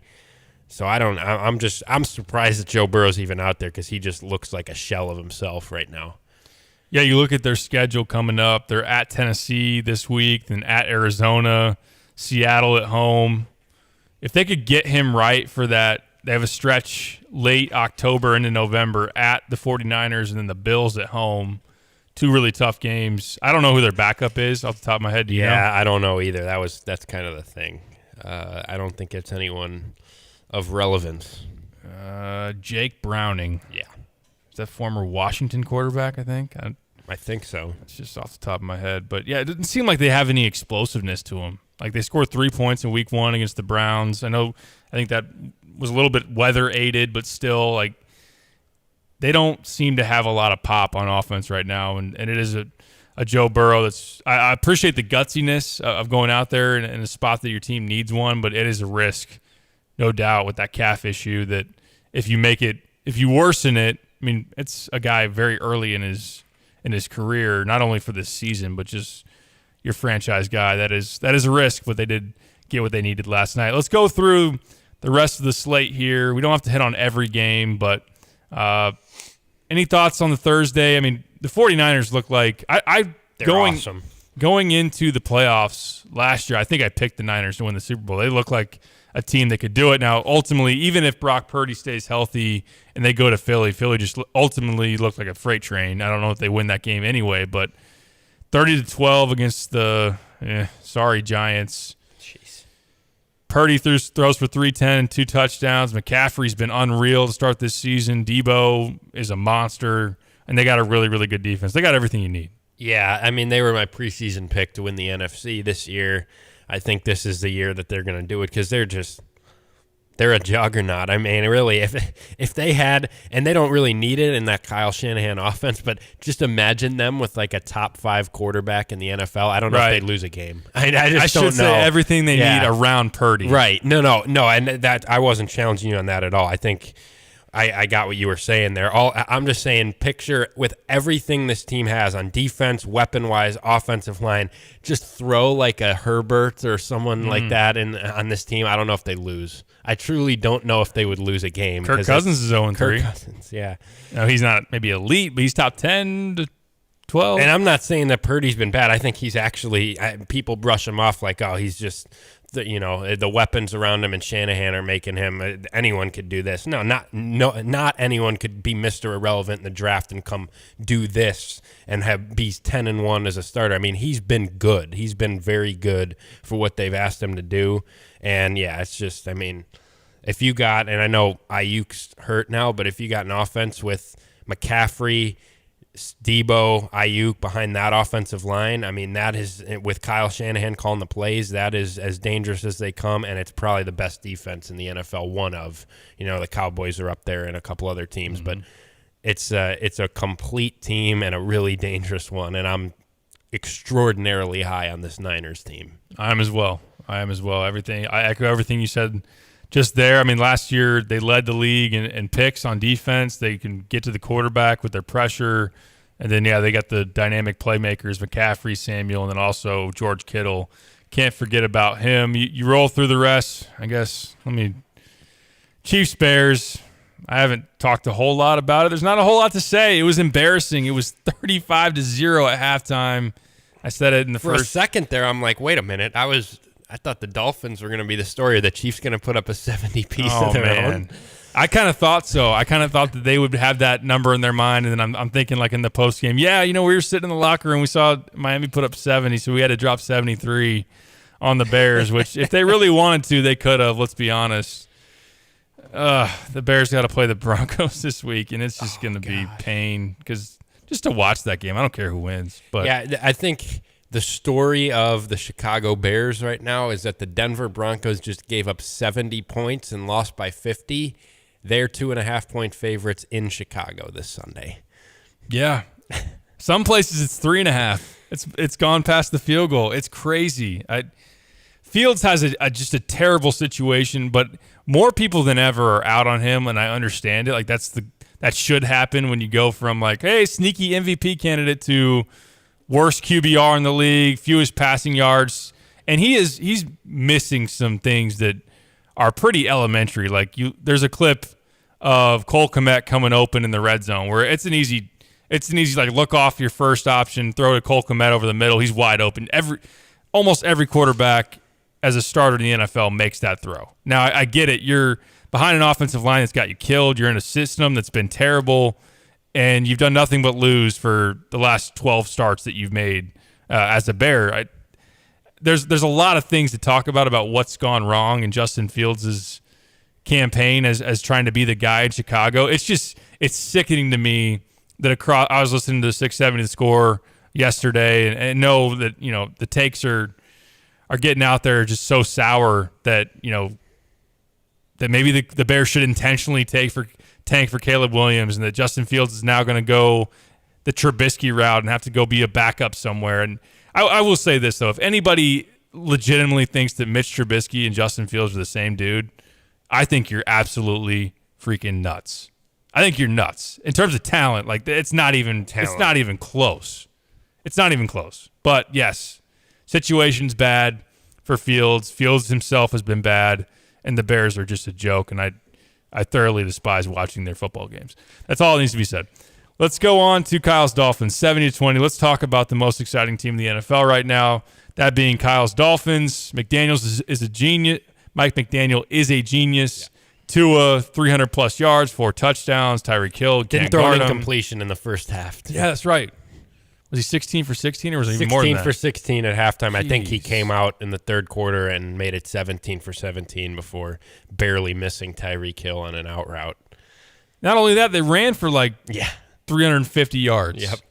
And, no Jalen Waddle, and they still dropped 70 on your head. Like, that's unbelievable. The fact that, and that's kind of the, I think anyone who actually watches them play would brush it off, but kind of the narrative was like, well, how do you defend Tyreek and Jalen Waddle? If one of those guys is out, then you can double team one guy, and, life is much tougher on Tua. Well, Jalen Waddle didn't play, and they put up 700 yards. So any narrative about how it's just those two guys playing off each other, I mean, it's Mike McDaniel has been a revelation. I think it's going to be very soon when his name is brought up with the Andy Reid, the Kyle Shanahan, the Sean McVay guys that he worked with back in Washington and in San Francisco as one of the just brightest offensive minds in the game, if he hasn't been already. I know some people are already talking about him like that. Just watching the Dolphins offense, I don't know who's stopping that team. If they stay healthy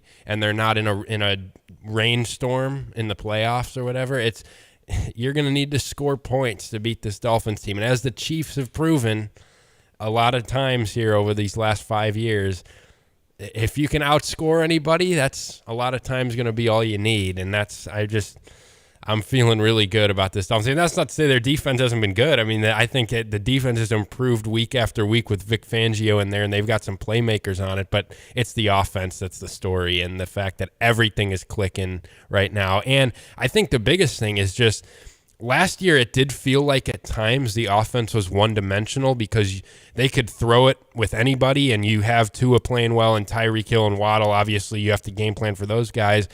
But McDaniel was kind of – he made a name for himself in San Francisco as a run game coordinator, as a guy that was really creative in the run game.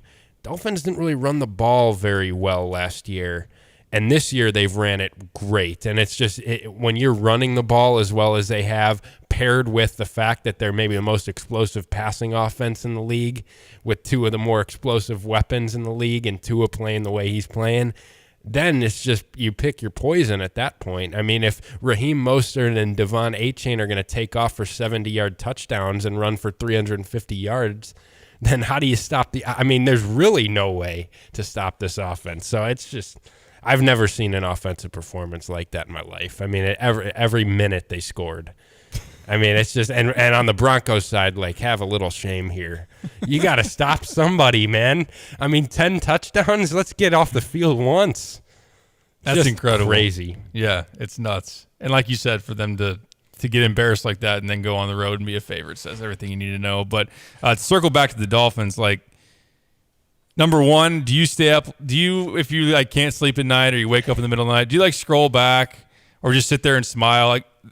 Tua was getting trash talked absolutely. Crazy. Not even this past offseason, Ryan Clark, stand up, but the first. And he's trying to switch up now, too, which is so funny. It's you're going to make a comment like that. Tua's going to come into the press conference and address you and call you out. As defiantly as I've ever seen him. And now it's week 3 and it's Tua's the MVP. This guy is awesome. It's no, you can't come. Pick your side, man. Yeah, you picked a side. Now you got to sit in it now. I mean, come on. But everybody was dogging Tua his first year or two in the league. There would be the clips from practice where he would be missing guys so bad, couldn't throw it downfield, and now he looks as capable of hitting with accuracy, with downfield explosion. I mean, isn't that incredible?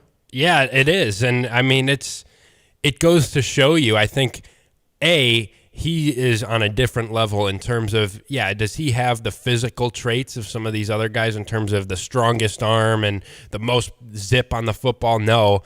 But his anticipation and his processing and his understanding of the scheme and where guys are going to be is maybe as good as there is in the NFL right now. And that's really what has made him such a great fit for what Mike McDaniel has installed. But there were people calling him a bust after his second year in the league when he's got no offensive line and he's throwing Devontae Parker who can't get open and nobody else, and Brian Flores is trying to actively sabotage him and is not supporting him, and it's like, give him and to the opposite side of like a field situation, some of these other quarterbacks, put him in the right situation, build around his strengths as a player, and you're going to unlock the most out of him. And that's what Mike McDaniel has done, and that's what the front office has done, giving him a Tyreek Hill to throw to and unlock so many things. And the offensive line has played so well this year too, which has been honestly, that's the most underrated revelation here, is that even last year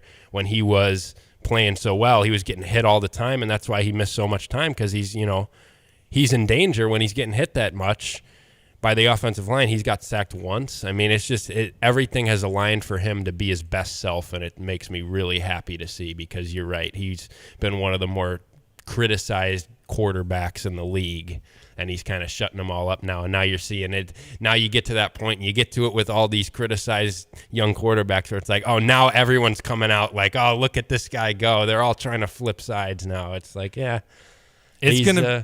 he proved a lot of people wrong. It's going to be super interesting as the rest of this season plays out. I mean, even as early as this Sunday, a heck of a matchup between Miami and Buffalo going down. That's in Buffalo, right? Yep.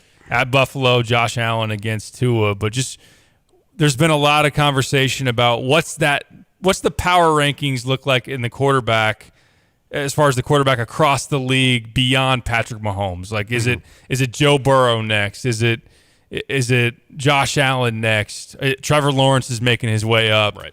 Tua is obviously somewhere in that range. Justin Herbert's got a ton of love. Yep.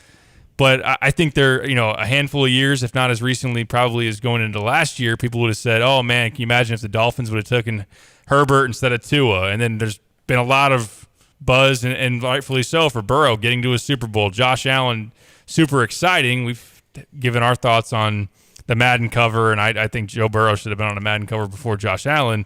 But where Tua's at in that by the end of this, like, I know the Kool-Aid's probably tastes as good as it ever has today, but I want to throw this to you, and we can talk about it for a second, to everybody else as well. Like, where do you think Tua's going to be, or is right now? Is he better than Justin Herbert? Is he better than Joe Burrow? Is he better than – I mean, I'd pick him over Trevor Lawrence right now, but like that next Patrick Mahomes, draw the line, where do you put it next?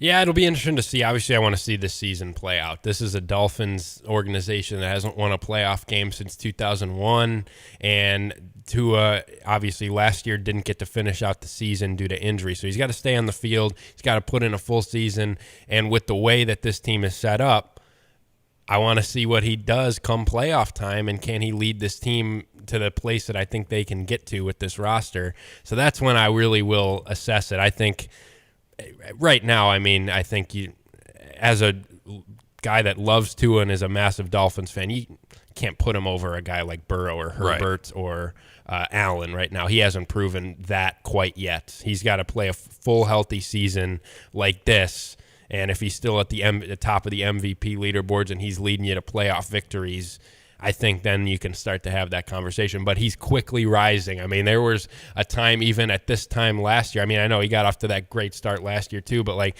just over a year ago where it's like Tua's getting ranked 23rd in the NFL. He's getting ranked behind like Ryan Tannehill and like some of these other quarterbacks. And it's like now I think at this point you're starting to realize when he's got the right pieces around him to really be his best self, now you can start to – put him in those conversations with some of these top guys. But yeah, it's, I think I want to see this season play out, and if he continues to play at this level and he continues to be in those MVP conversations and he leads the Dolphins to success beyond the regular season, then you start to have those conversations. But yeah, it's a little too soon for me to say, oh, look, everybody, Dolphins should have taken Justin Herbert. Now look how dumb everyone was for saying that a year ago. No, that's not, that.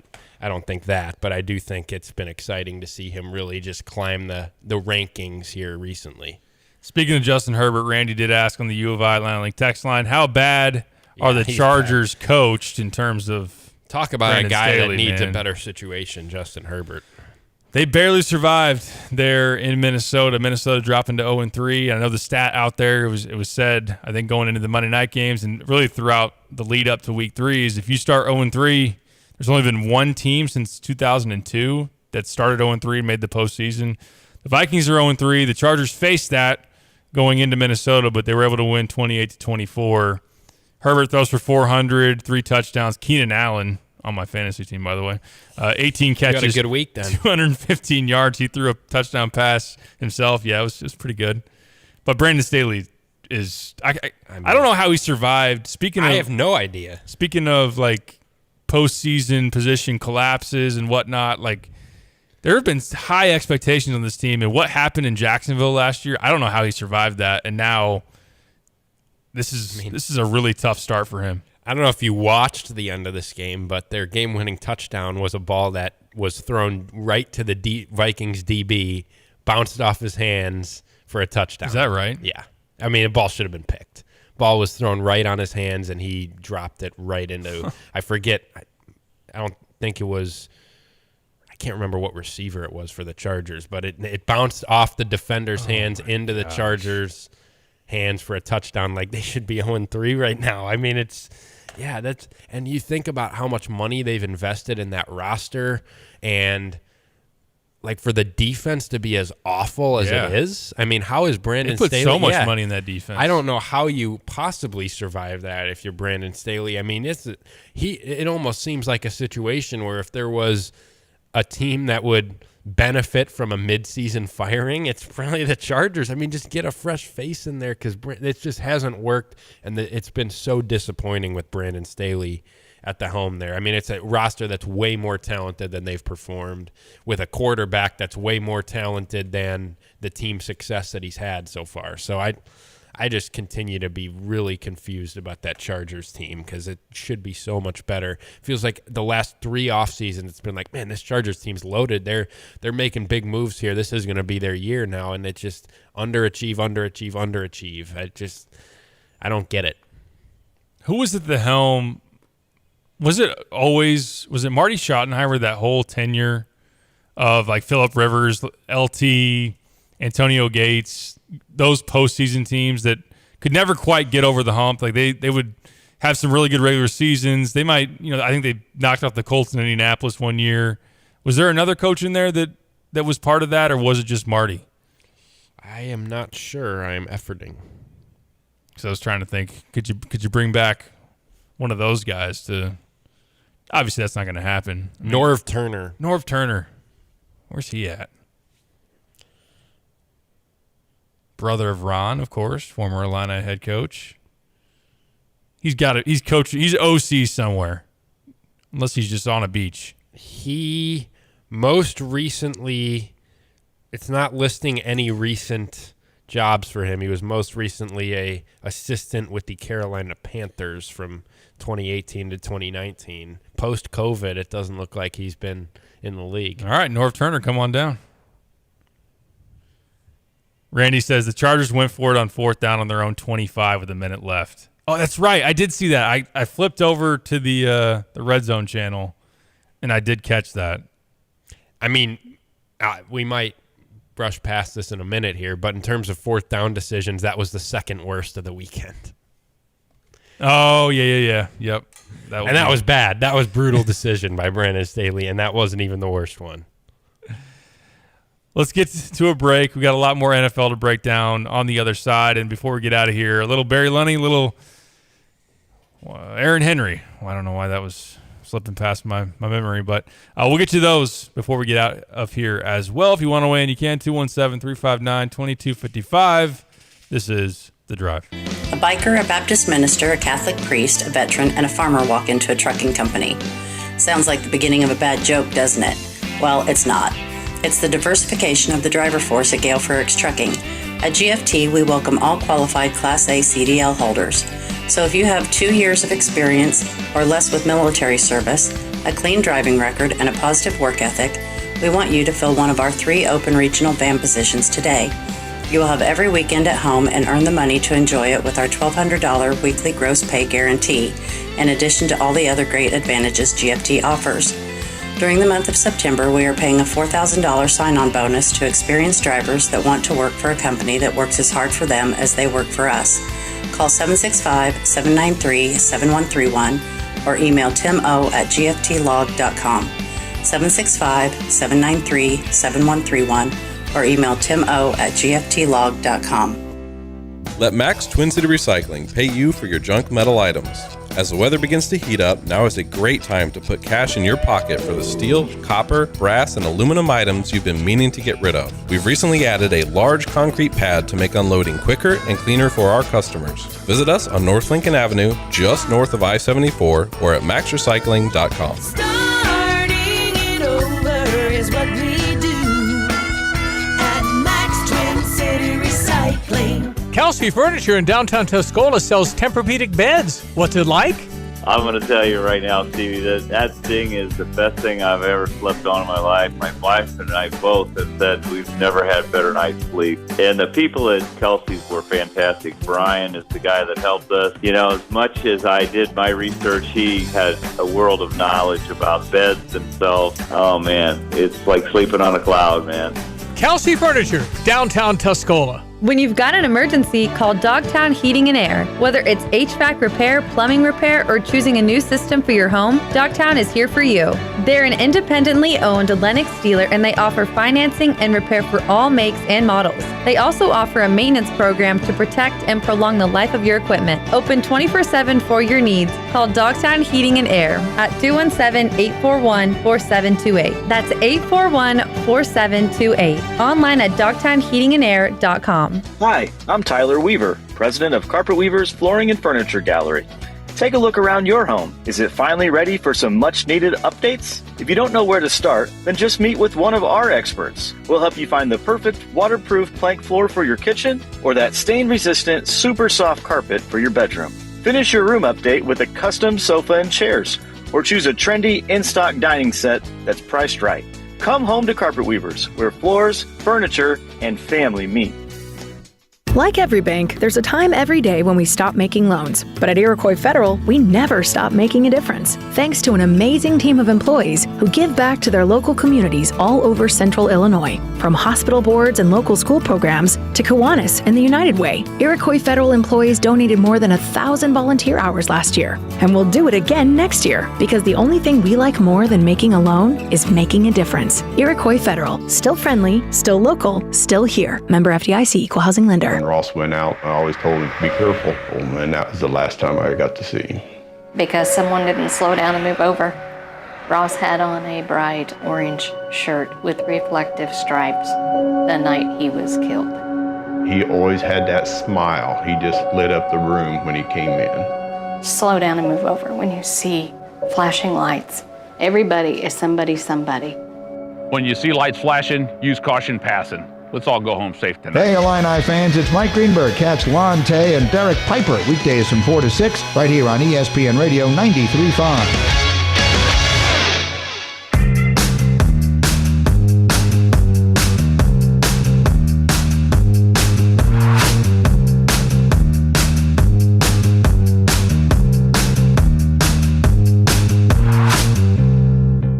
Back on the drive with Sam Piper, ESPN Radio 93.5. Sorry to Ryan and Callie. He didn't love the tease.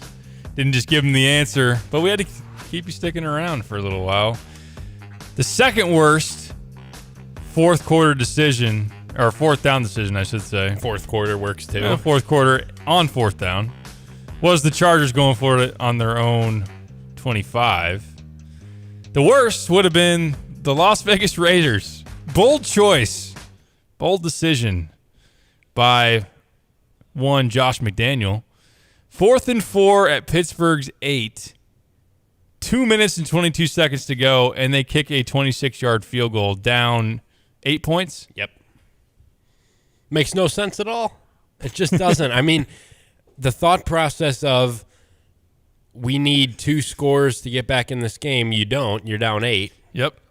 And you're 8 yards away from the end zone. You need 4 for a first down.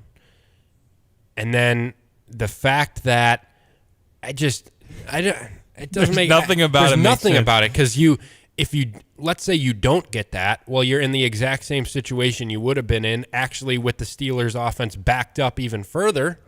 True.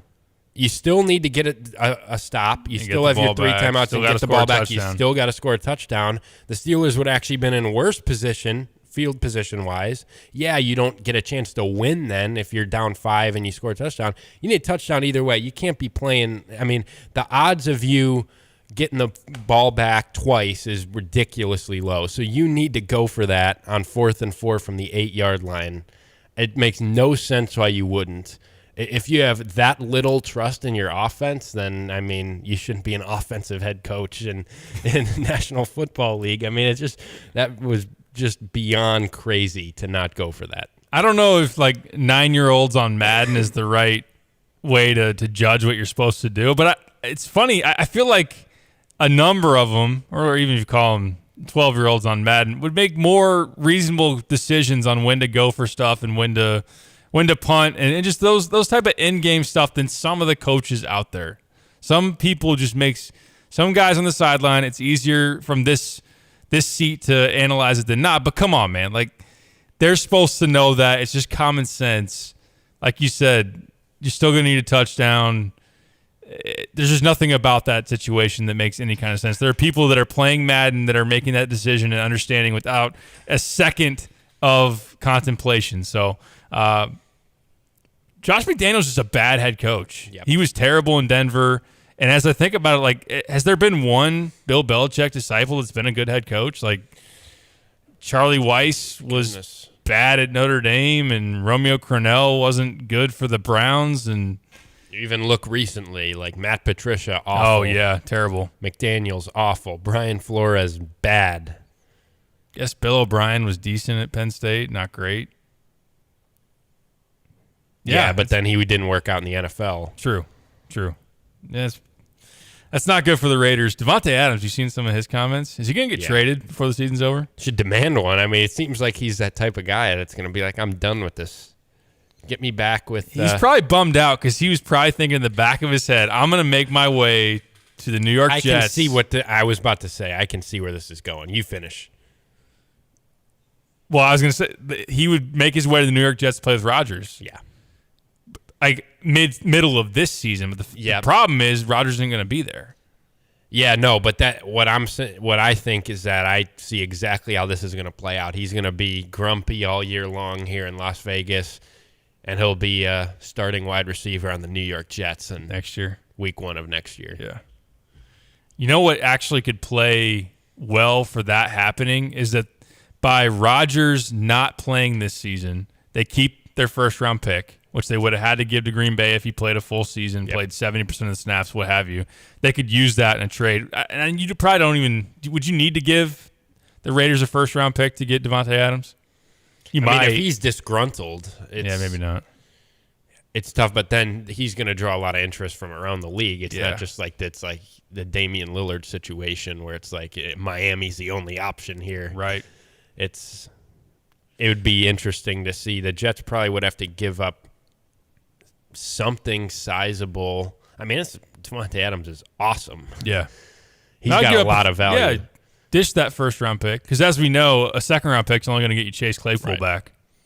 If you have a lot if you have a lot of confidence in Aaron Rodgers coming back to his old self next year, then you do what it takes and you build a Super Bowl contending roster next year. Yes. I just real quick too before we get off the NFL. I mean, the Jets.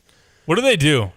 I don't care what Joe Namath said. He's an idiot. As somebody who hates the Jets. It's a division rival of mine. I was so sick and tired of the offseason hype from them this offseason. I find myself feeling bad for their fan base. It's like you came into the season with Aaron Rodgers as your quarterback, a team is this a Super Bowl contender in the AFC? Here come the New York Jets. This week, it's like week 4, Chiefs-Jets Sunday Night Football. You're playing in these huge games. They're terrible, and there's one reason why, and it's the quarterback.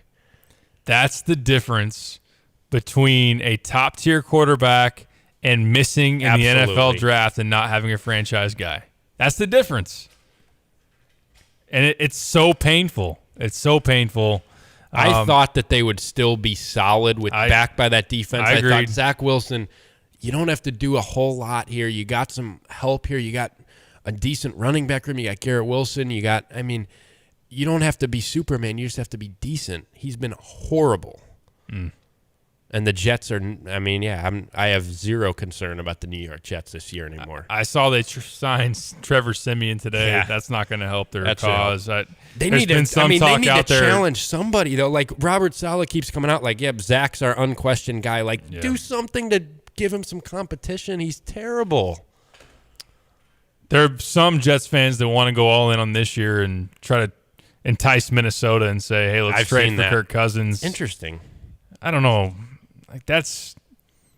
What would you have to give up for Kirk? And then, is he a 1-year rental and then Aaron Rodgers comes back? And then, then you dish him? You could use it as a rental asset. Trade for him, play him for a year, then trade him to somebody else. Yeah, I think the Vikings would be pretty motivated to trade Kirk. That's the one thing I could see there. I think his value's high right now. Yeah, but then that contract too for them, and they're 0-3. It helps them. His stat line should be pretty appealing to anybody that needs a new quarterback. Absolutely, but my point is that the Vikings are in a position right now where, let's say we get 3 more weeks down the line here and they're 1-5, and it's they're just out of the picture. They have that Kirk Cousins contract. He's not the problem there. His numbers are enticing. He's got some trade value, but you can get off that contract and kind of just reset a little bit in Minnesota. I think they'd have interest if the right offer presented itself to doing that. Right. Well, that makes sense. But I don't know if I see that. And I understand, other people have thrown out, should they go try to talk to Carson Wentz? Good luck with that. Yeah, that's just... Talk to Matt Ryan. They don't have a good offensive line. You want to put Matt Ryan behind that at 40 years old. He was pretty bad with the Colts that last year. Mike says, how about bring Tom Brady out of retirement? I know Tom shot that down. He had asked about it by somebody. I don't even think he addressed it. He just said next question. But I don't think he would do that to the Patriots fan base at that point. He's already... I don't think he's going to do it again where he changes his mind and comes back. It's just he seems like... You're going to have to do it quick because there's too many tough games for the Jets on their schedule to where they're out of it. Yeah, no, that's not going to happen. I don't know where the Jets go. I think they would need to make some type of surprising move for an established guy currently starting in the league. And maybe that's Kirk Cousins, but you got to do something. If you're the Jets with the defense that you have, with the roster you built around what was supposed to be Aaron Rodgers, you can't just keep trotting Zach Wilson out there to do this. You just can't do that. You can't do that to your fan base. If I had to watch Zach Wilson ruin this Jets team right now as a Jets fan, I'd be losing my mind. Yeah. It's not all his fault, but he's been awful. He was awful. In the Patriots game, I know it was a sloppy game, good defense, what have you. He was terrible in the Dallas game, terrible in the Patriots game. Now it's another daunting task against the Chiefs, who defensively, they're pretty solid. And then good luck, you can't score 15 points and try to keep up with Patrick Mahomes and company. Although that's still a stellar defense. It's just got to be a really frustrating defensive room. Just looking around each other, we're one of the top units in the league, and we got no chance with this guy at quarterback. You mentioned a starter, I don't know, did you say proven guy, starter, guy that's starting in the league right now and available on a bad team? Justin Fields, right? Proven? Oh, dang it. That ruins that. Ryan did mention thoughts on trading Fields to the Jets. If Aaron Rodgers wasn't there, I think that'd be a team. If you could have rewinded back to the offseason before they got Rodgers, although, yes, they were always going to hold out for Rodgers before making another move on a quarterback. But Jets fans were like crying themselves to sleep at night, the thought of they didn't draft Justin Fields and instead drafted Zach Wilson, because Justin Fields came out of last season with a lot of flair, a lot of excitement, a lot of, all right, this guy's going to be potentially one of the next stars in the NFL, and Zach Wilson's a dud. And it felt like, for a Bears fan, we're sitting there kind of like, ha-ha, dangling. We got the girl that you got a crush on. We got her number right here, and we're dangling in front of your face, and then we call it, and we do like, welcome to Domino's. What can we get you? That's essentially what we got. So I don't know what value Justin Fields has to them because they got Rodgers coming back. I know that's not a certainty. He's going to have to go through rehab and whatnot, but yeah, I think if you're the Jets at this point, you are probably just, let's start planning for next year, and let's hope that let's put all of our resources in Aaron Rodgers' recovery so that he can be back to his former self. And yeah, let's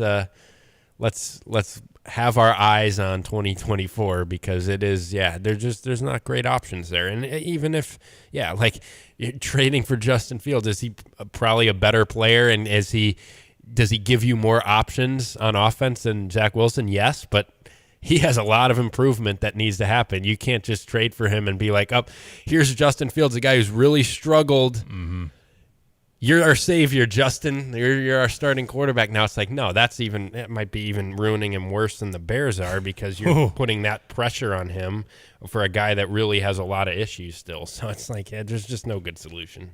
You would get a great defense. You would get Garrett Wilson, but you do get a really bad offensive line and Nathaniel Hackett.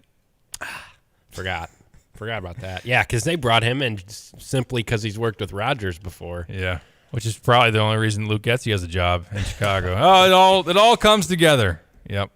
Got to catch another break, and then we'll wrap up the show with a few more thoughts, because I do want to get to, I know we had somebody on the text line ask about Jordan Love and that Packers comeback. Got to weigh in on that and the final thoughts on the NFL. We went heavy NFL. It was, there's a lot of storylines, a lot to talk about. We can get to the coordinators tomorrow and just go heavy on Illinois-Purdue preview before not having a show on Thursday. Got any final thoughts on the NFL? Hit us up, 217-359-2255. This is The Drive. At ABC Heating and Air, it's our promise to help you always be comfortable. Do you need rescued because you're burning hot? Do you need rescued because your air is shot? Call ABC Heating and Air at 352-5400 and let us rescue you from the heat. ABC Heating and Air, 352-5400. Can't you see you need to call me at ABC? Call ABC Heating and Air. That's ABC Heating and Air, 352-5400.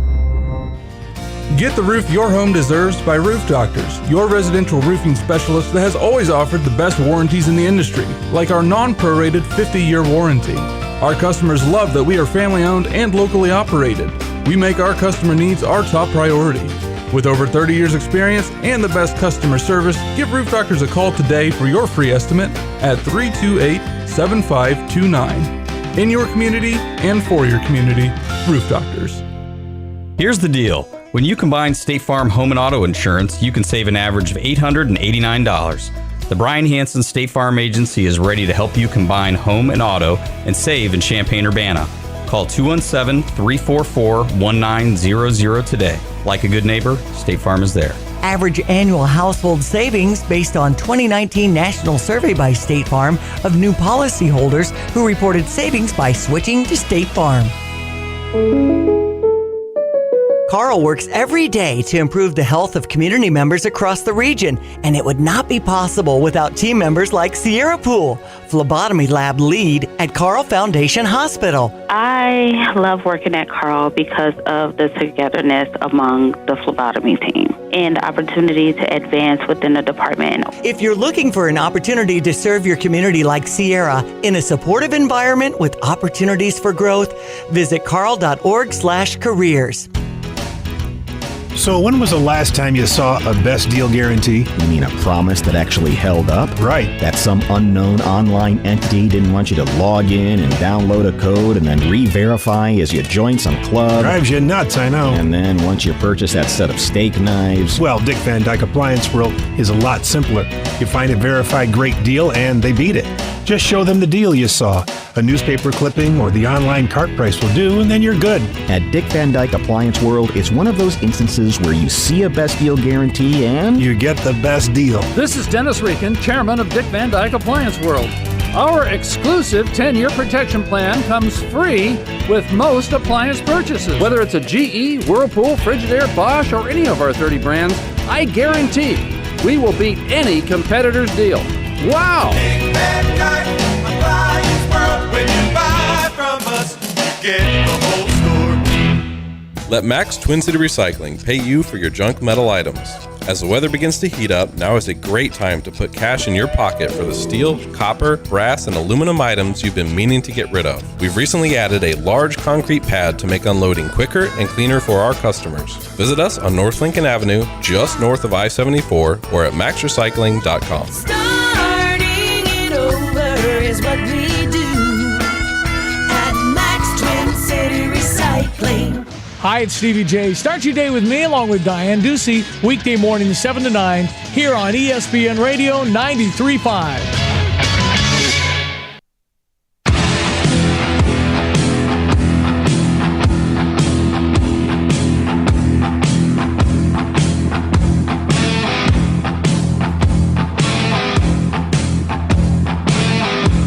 Finishing up here on the drive with Sam Piper, Derek Piper, Kyle Tosk.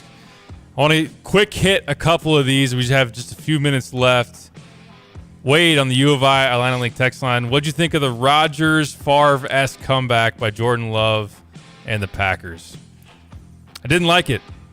Nope. But you're right. I mean, that's exactly Brett Favre in the fourth quarter. How many fourth quarter comebacks did he have? Aaron Rodgers. Look, the stat line wasn't beautiful, like 259 yards, 1 touchdown, 1 pick. It was a scoreless offense for 3 quarters against a pretty good Saints defense. I mean, I'll give him at least the acknowledgement of that. It's not like he was not performing against a below average defensive unit, but he did make some plays on the ground and make clutch throws and plays when he had to. I mean, the fact that it's 17-0 and you turn around, if you stepped away from the TV, as actually I did, I went back and watched some of the highlights, and you come back in and you're like, wait, it's 18-17 Packers, like going into the last couple of minutes. It's crazy. I'm so jealous of it. That's the bottom line of it. I'm so jealous of the fact that Jordan Love, the situation is really, really good for him, and he's actually, to his credit, played well when there's pieces of that situation that aren't there. Christian Watson, Aaron Jones, Bakhtiari's been hurt too. But their offensive line is good. Their system is good. Their play calling is good. Their culture is winning. And he looks comfortable, and he has a great quick release, and I'm super jealous.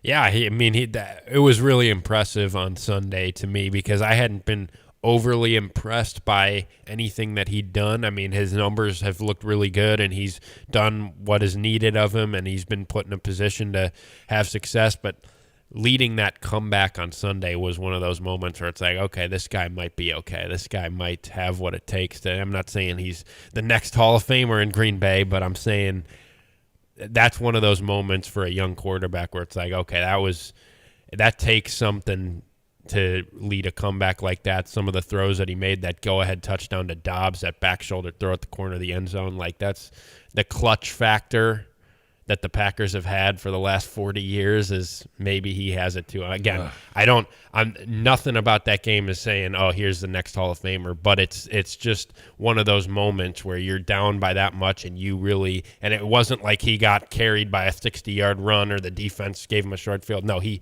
led 2 really clutch drives to win a game against a good defense, like you said, and that is impressive to me, and that's the most impressed I've been with him so far in his career. I know Darren showing some displeasure in Lon's Cardinals beating his Cowboys. Rondell Moore, he says, looked like Cooper Kupp. I don't know about that, but he did have a big run, 45 yards and a touchdown, and just a really head-scratching performance out of Dallas. I'll say this. I'm not worried about Dallas at all. Yes, Dak in some big games. Not that this was one of them, but just kind of in general, that's one of the hang-ups still on the Cowboys. I cannot wait to bet the Cowboys coming up this weekend against the Patriots. Patriots coming off a win. People probably too high on them. I like Dallas in a bounce-back spot back in Jerry World, giving it about a touchdown. Give me all of Dallas. I'm still pretty high on this team. Yeah, I don't know. I was high on him, watched him the first 2 weeks, and then you see Dak in a situation where he's got to make plays offensively for like the first time all year, and he didn't really do it. It's fair. That's still a concern in the back of my mind. I still think that defense is one of the best in football. I still think they have the pieces offensively. I still think Dak is a good NFL starter. But it was another situation, much like the end of last year, where he's just not getting it done. He throws a brutal pick in the red zone when you need a touchdown. Dak's going to have to silence some critics here this year if the Cowboys are going to be taken fully seriously. That's all I'll say. That's it for us. Cubs fans, good luck tonight. Kyle, good luck. Appreciate it. Justin Steele on the hill there in Atlanta. You can hear that on our sister station, 105.9. I believe first pitch is around 6:20. Yep. You get the Cardinals in action tonight against the Brewers. You can hear that here on ESPN Radio 93.5. We'll talk to you tomorrow. No one to thank today except for Kyle and